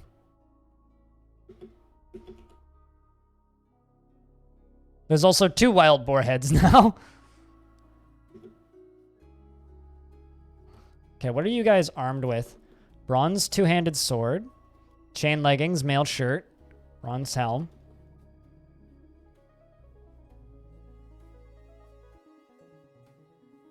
So when I start a game, you have to, do I have a general goal I want to accomplish? I mean, it's a whoa! So there's like combat happening right now, and there's apparently 3 stealth necromancers. Libash, Kogum, one of them is a count consort. Hold on, I need to read their descriptions in a second. But there are...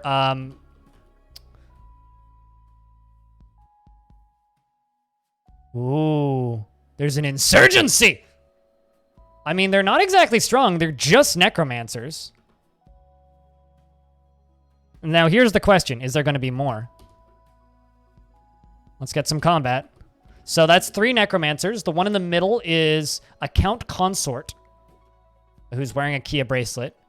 His straight hair is extremely long. His teeth are gaped. He has a scratchy voice and his ears are somewhat narrow. His head is somewhat narrow and his eyebrows are slightly low. His hair is white and his skin is pale brown. The top one, Libash. And it's interesting that they snuck in. Now here's something I can do. Do I still have command over this door? I do. They did sneak in, but I still have command over the door. I can lock them inside. The dwarves immediately jump into combat. Necromancer Milker Ficod. The militia commander kicks the Milker Necromancer in the left lower arm with her left foot, bruising the bone.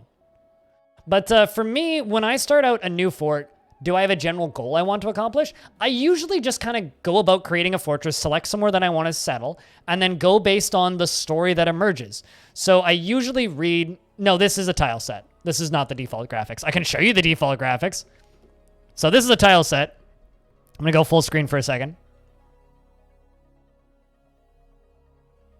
That's the default graphics.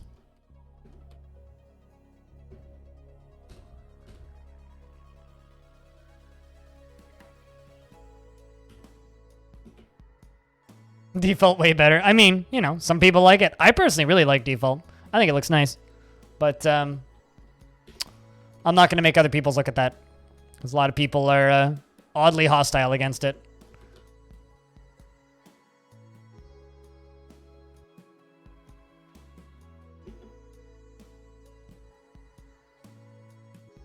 Yeah, if you want this tile set, type in exclamation point tile set. But anyway, you kind of missed my mini rant, which is the one thing that I do find genuinely frustrating isn't when people ask me how to get into Dwarf Fortress. It's when they ask me, or they tell me that they want to get into Dwarf Fortress, but then make excuse after excuse after excuse after excuse as to why it's difficult and they can't. If you want to get into Dwarf Fortress, that's awesome. I'd love to help you. If you're just going to make excuses, don't bother. Don't waste my time. The dwarves seem to just pile onto the necromancers. The dwarf milker necromancer gestures. The necromancer shudders and begins to move. They're rezzing each other. If I called the dwarf milker necromancer, death is all around us. This is truly horrifying.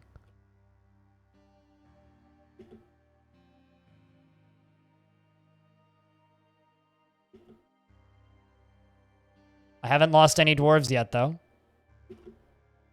There is an injured kitten in the mix.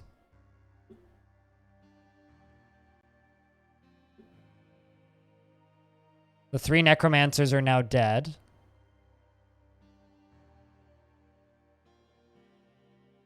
I think we did. It's a messy hallway, that's for sure. Let's just get rid of their corpses. They didn't drop any books, did they?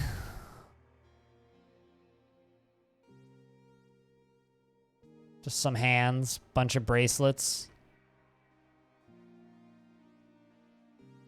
Just a bunch of teeth.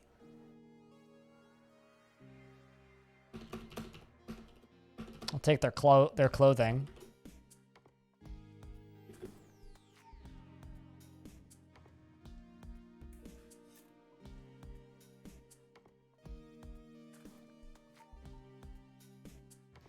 And I will unrestrict the dwarves and just get those 3 corpses out of there. As well as all the body parts. Get the blood cleaned up. Come on, dwarves.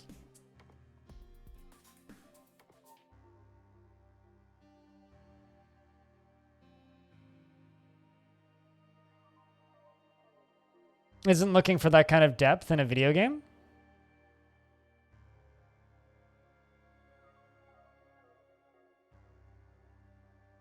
I mean, your first few games the goal should be to learn the mechanics and learn what your options are. Like I said, that is the hardest part for most people getting into DF, is learning what your options are. Once you can learn what the options are, the game becomes infinitely easier. And of course, there will be times where you die to really dumb things, and that's just Dwarf Fortress. You're going to die to really dumb shit.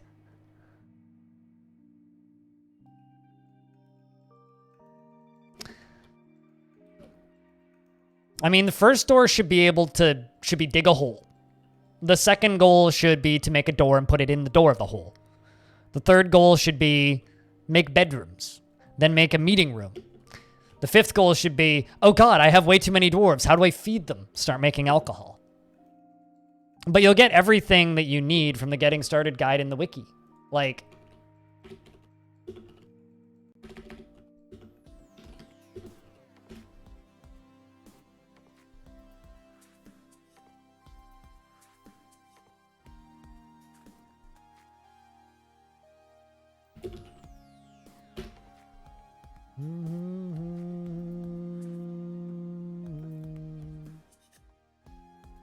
like, literally, if you just go to the Dwarf Fortress wiki, yes, you can, because your computer will literally keel over and die if you have too many. Your computer will literally just, like, crumple up and explode. Sky Dwarves? What do you mean by Sky Dwarves? Now you're just making up words. Alright, where is the...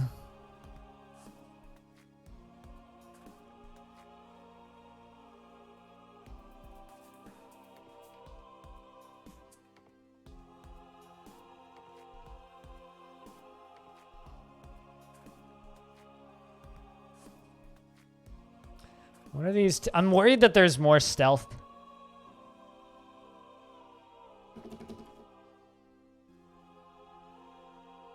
Also, if you want my tile set,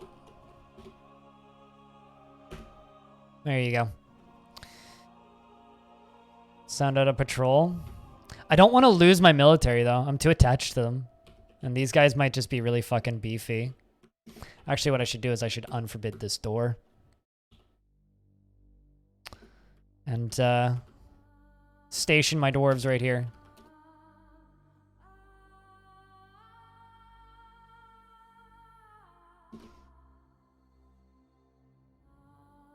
Also, I hope most of my dwarves are... Yeah, some of them are actually unarmed.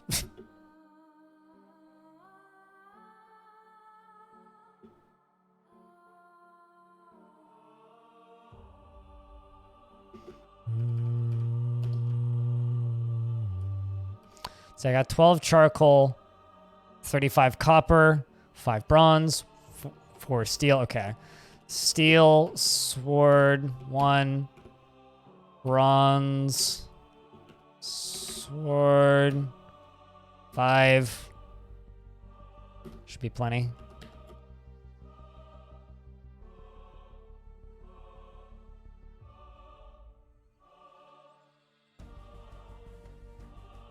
Usually play RimWorld? I know your name, Taurus Gaming. I've seen it before. But, I mean, this is the great grandpappy of RimWorld. And because RimWorld has gone rapidly downhill in recent months, in my opinion, it's went from superior to far superior in my mind. All right, they're coming in. Now they have control.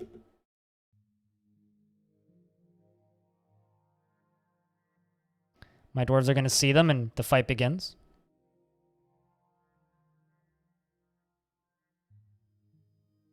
And here we go. Let's go one turn at a time. The Axe Lord Urist seems to be doing pretty good. Strikes out. Axe Lord slaps the Hammerman corpse in the lower front teeth. Also, for those of you who are new to Dwarf Fortress, because there's a few of you in chat right now, just so that you're aware, this game doesn't have an HP system, okay? It's tracking bones, blood, fat, skin, tendons, nerves, muscles, body parts like teeth, eyes, eyelids, lips, tongue, toes, fingers, on every single person. I'm just a creep. I like to stalk the directories I enjoy. Paris. So there's large numbers of things that are being tracked. Nerves are indeed important. As somebody who has nerve damage IRL, they are indeed important. If a dwarf gets nerve damage, they're going to be a lot less effective in the future. So this is kind of an unfair fight. Well, they have an advantage against us. My dwarves will get tired. They won't get tired. But looks like there's a dead human and a dead dwarf. After speeding up time. Was that one of mine? That's the question. All right. Combat appears to be over. I think that was one of them. I think it was an undead dwarf. Yes, it was an undead dwarf. But looks like we're getting some nice armor out of this at the very least. So let's quickly turn off this. The siege is over. And I haven't lost any dwarves yet. However, it appears that Tosid, the swords dwarf, is quite heavily injured. How heavily injured? His upper leg is bruised. Oh, you big baby. Lying on the ground. I'm injured. Fucking soccer injury right there. Get up. Come on. Are we going to have to send in the doctors?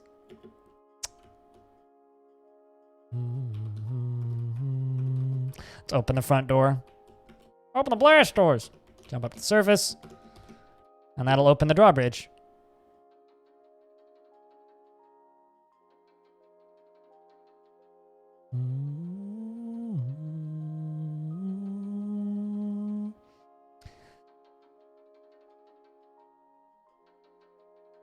There we go. Drawbridge is open. Corpses are being cleaned up.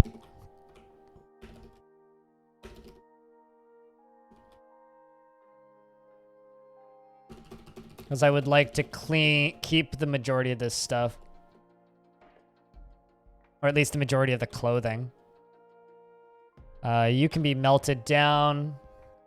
That's just a regular size shield. Large, large, large. All the large stuff can just be melted. You can be dumped because the dwarves can't wear it, right? It's sized for a human, not a dwarf.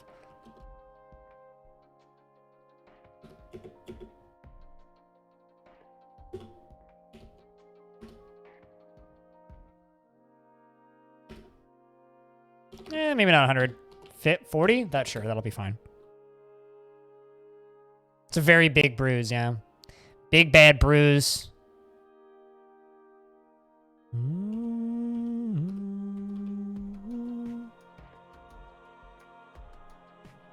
Yes, I'm well aware of Deity Empires. No, I'm not going to play it.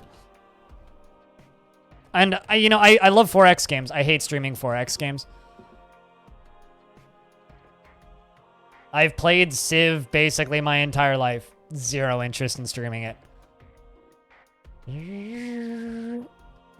May have just been a bruise, but that dwarf is still in the hospital. Upper leg is bruised. I don't know if that quite warrants a hospital trip, but... See, now, Adamonka's actually injured. Her upper right leg is cut open. Like, that's... Okay, that requires stitches. That's actually, like, an injury.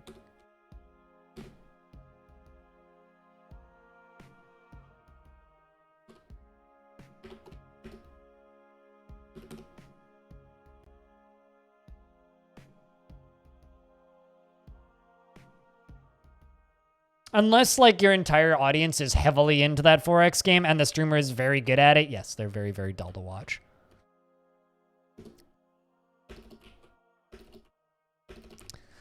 It's like one of my rules of streaming is I just don't ever mention Civ because there will always be those 10 people who will be like, I'll watch you play. And I'm like, no, you won't. Don't fucking lie to me.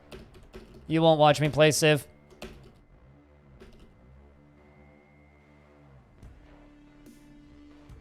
Tildas? Those are water. And the yellow ones aren't moving because those are sand. But the blue ones are water. It's ocean. Waves lapping up on the surface, lapping up on the golden beach that are the sand tildas. So they're not actually moving. That's water. It's ocean spray. So this is a wave coming in right above my camera. If I zoom out a little bit more, you'll see even more oceans. There's also tides that will come in and go out as well.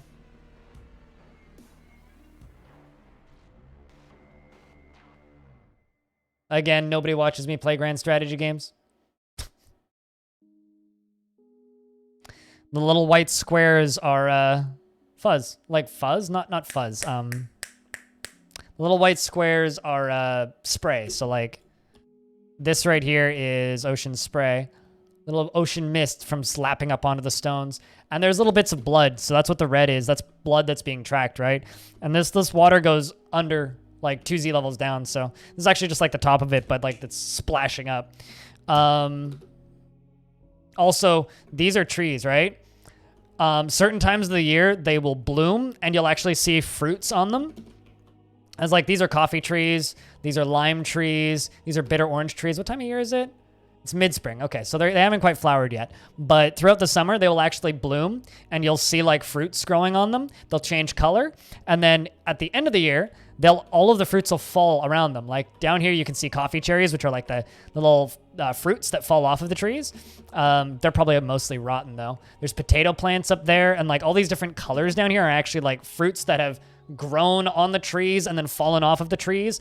And I have a zone set up here, which is quite large, this one, which is set as a gather zone where they can go pick fruit from trees, pick berries and pull tubers. So pull up potatoes and various other fruit. And then gather fallen fruit, or you can manually go DP and then hit gather plants and tell them to go out and just boom, gather plants, and they'll go out and gather plants. And all the plants that they gather are brewable, cookable, plantable, like round limes are just on the ground. What else do we have? Ratweed, that's gross, but that's fine. Rope reeds, some of these are craftable, can be used to make into plants, like paper, or clothing like cotton, for example, or hemp. Yeah. Dwarf Fortress. There's a little bit to it. Kind of a complicated video game, sorta.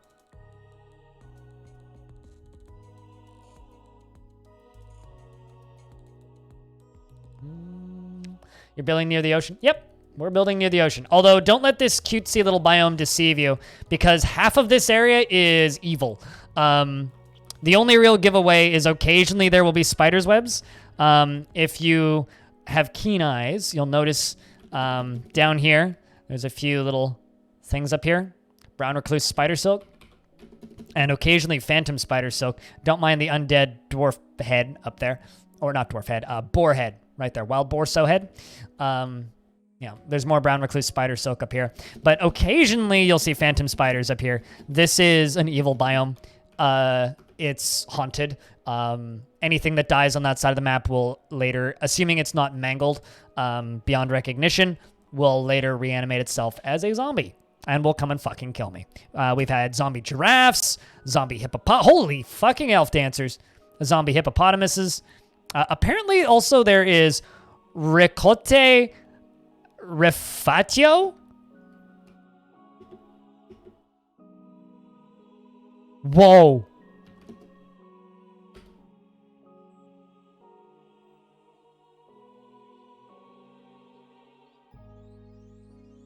These evil creatures resemble walking frogs, with arms and intelligence to use them, and they live in the waters far beneath the earth. There's a fucking frogman visiting my tavern. And we have a partition, 2 of them. Or petitions, not partition. Olan and... Okay, so 2 people want to stay here. Who are you? First off, let's look up Olan. Because I want that blowgunner in my fort. They're both entertainers, though, so I don't want either of you. No, I don't. Also, why are there so many entertainers in my fortress all of a sudden?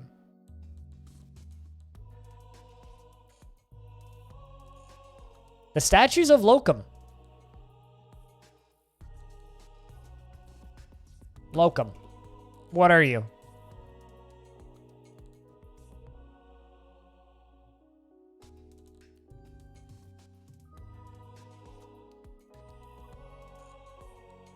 I don't need entertainers. It's literally frog tips incarnate in like personified in the game. My God, where did all of these... The disloyalty of misery. I kind of want to say yes. The disloyalty of misery wishes to reside in Crypt Abbey for the purpose... I'm sure that their dirges are world famous.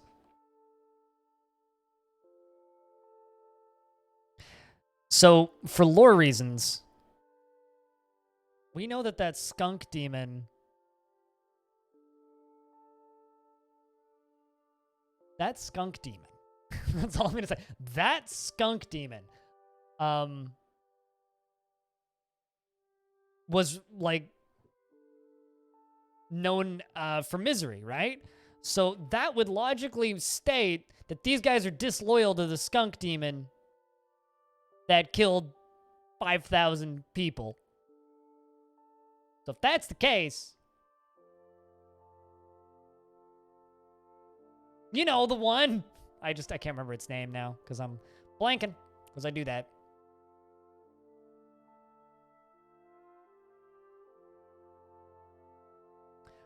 Bobat. Dredge Ditches. The Dark Tragedies was a skunk monster. He was the only one of his kind. An enormous noseless skunk twisted into humanoid form. It belches and croaks. Beware its deadly blood. That was it. So I'm going to say yes. So what did I just accept into my fort? That's a lot of elven poets and dancers. I'm sure they're wonderful.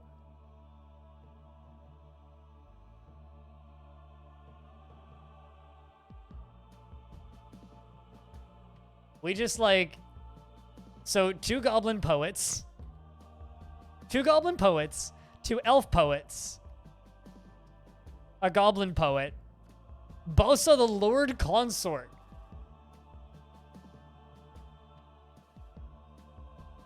What are you? What race, though? We have a goblin lord in the fort. He dreams of ruling the world.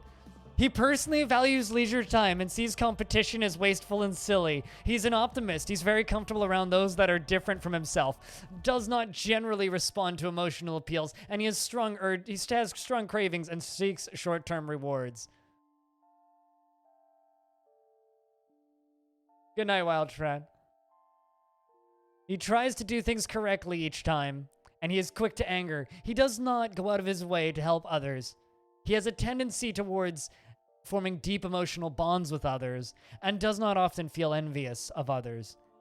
He likes a little excitement now and again, and overall is focused with satisfied needs. He is very agile and has good spatial sense. He has the appearance of somebody who is 192 years old and is of the first of his kind. He's married. He's a citizen of the immortality of gloom and a member of the cult of violence. He's a member of the disloyalty of misery and a member of the permanent craft. Former member of the flickering poison and a former member of the lonely ghoul. He is the Lord Consort of the dead Cruxes and arrived in Moma's Colette in the 5th of Slate in the year 254.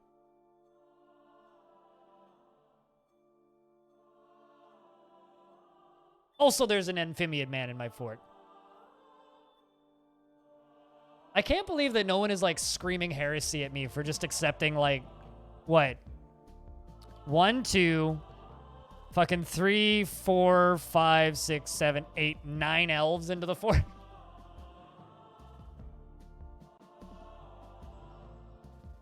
Also, my mayor wants me to make spears.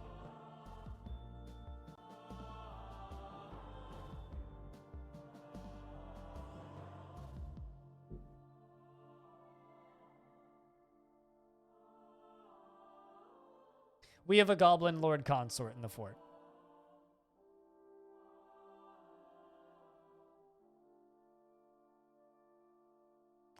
I think I'm going to close the tavern to visitors now and just say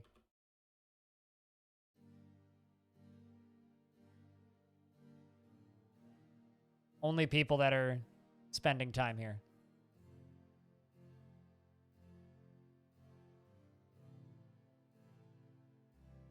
No, I mean, they're the entourage of our humble guest.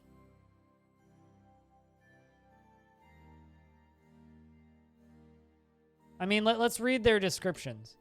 Let's see. Dreams of seeing the great natural places of the world. Is an optimist, only tends to form tenuous emotional bonds with others. Tends to be swayed by the emotions of others, and she tends to share her own experiences and thoughts with others. She generally acts impartially and is rarely moved to mercy. Tends to avoid crowds, and she's not particularly interested in what others think of her. She acts with a narrow focus on the current activity. She personally sees that the denial of impulses is vain and foolish.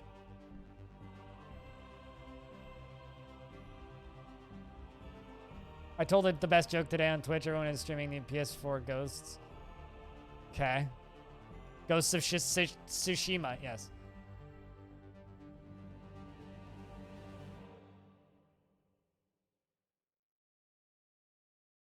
What a fucking haiku. I mean, I've got no plans for these elves. They're also legendary. You're a legendary bower and a legendary judge of intent.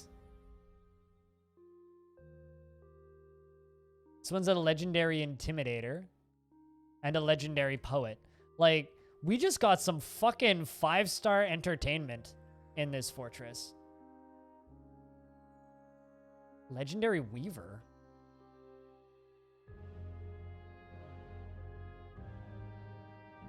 Legendary herbalist, adequate woodburner, high master negotiator. Zen. Also, we got the wild boars are back.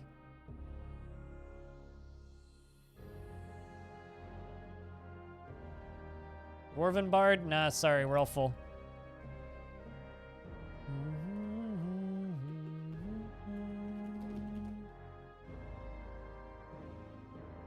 Sending in the military. Sorry, but that's like one of the fucking coolest things that's happened in my fort in a while. I don't think I've ever had a performance group that's that big and also had a fucking Lord Consort in it. That is too goddamn cool. That is all. The riddled manners, eh? Nah, we're good. And I literally only let them in because they're disloyal to misery.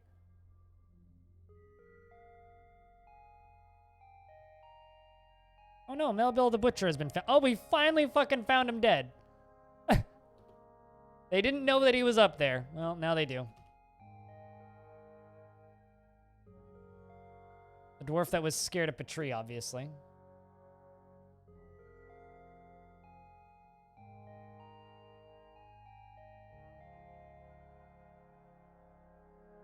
I mean, our tavern is suddenly famous, that's for sure. Well, here's the problem, right? We're gonna need bedrooms for our new guests. 2, 3, 4, 5, 6, 7, 8. Whoa! A little excessive. Do elves even sleep? Because I know they're immortal.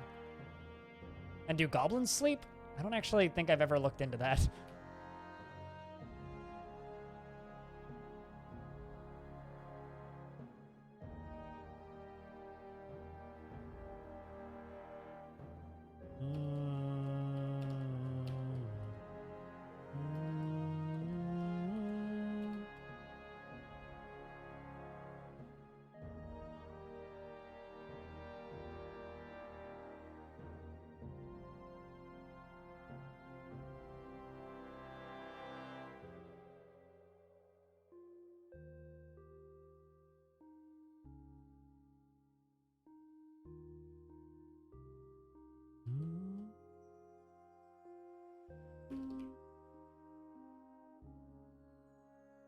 It's funny because, like, we have all of these visitors, yet we're, like, right on the edge of a fucking nightmare place. Also, good news is those bards and whatnot are not part of that evil faction that were allied with that scary skunk demon.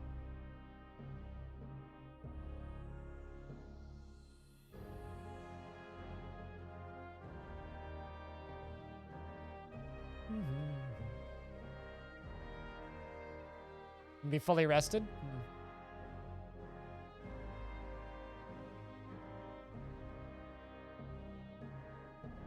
Welcome to the Detroit metropolitan area.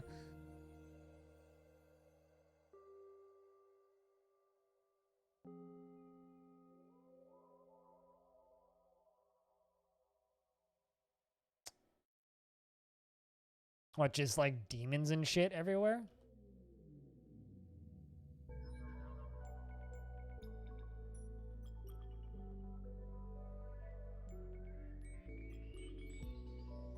So I actually need to get rid of that. Got that little meeting area right there.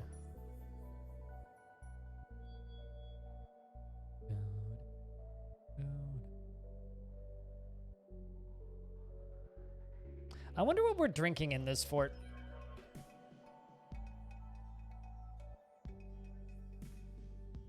Because we have 369 drinks. We're drinking rice beer, cassava beer, potato wine, dwarven ale, prickleberry wine, fisherberry wine, river spirits, date wine, and dwarven wine.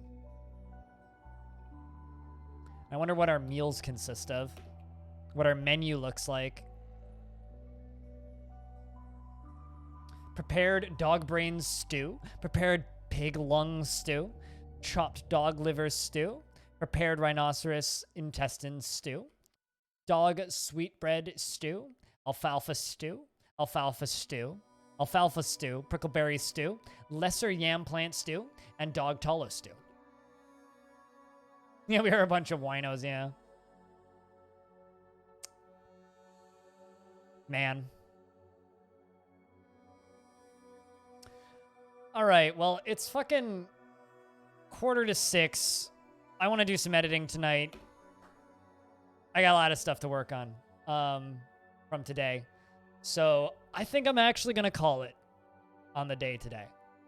First off, to anybody who plays Dwarf Fortress in the chat, if you're interested at all, just download this save file and go pick through it. Okay? Go pick through it. Go find weird shit. Play it on a stream. Make videos about it. Do shit to it. Okay? The default embark in there is this embark. If you don't want to do this embark, just go somewhere else in the world and do other cool things.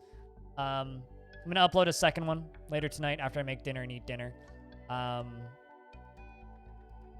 If I had a scary-ass monsters in cells, what reaction would be? It would scare the dwarves and scar them for life. If they're in cages, the dwarves wouldn't mind, though. But they would eventually slowly die, the creatures would, depending on what type of creatures they are, because some of them need to eat. So would I put scary monsters in cages? Maybe. But, like, if they stayed in cages. Because I don't really want to just scar the dwarves for life and just make them slowly go insane. But thank you very much, guys, for the hype train today. You guys are too fucking kind. And, yeah, it's been a fun stream. I was planning on doing some other stuff later tonight, but that's not happening. Let's just find somebody that we can host, yeah? Let's just find somebody that we can host who happens to be cool.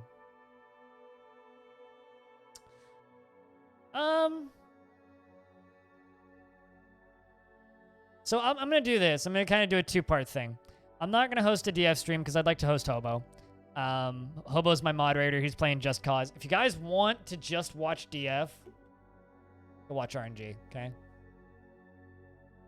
So go do that. I'm going to host Hobo. You guys have a good night. Thank you very much, everybody, for watching. If you're coming with me over to Hobo's stream, I'll see you in Hobo's stream. Otherwise, please go watch RNG. He's a fantastic dude. I'll see you guys on the flip side. Thank you very much for watching. Also, if you want more of me, you can find lore videos and VODs there. And if you want to support me directly, I have a Patreon, which gets you some extra perks. Thanks for watching. I'll see you tomorrow, bright and early. Probably early. Probably. I'm going to watch some F1. Have a good night.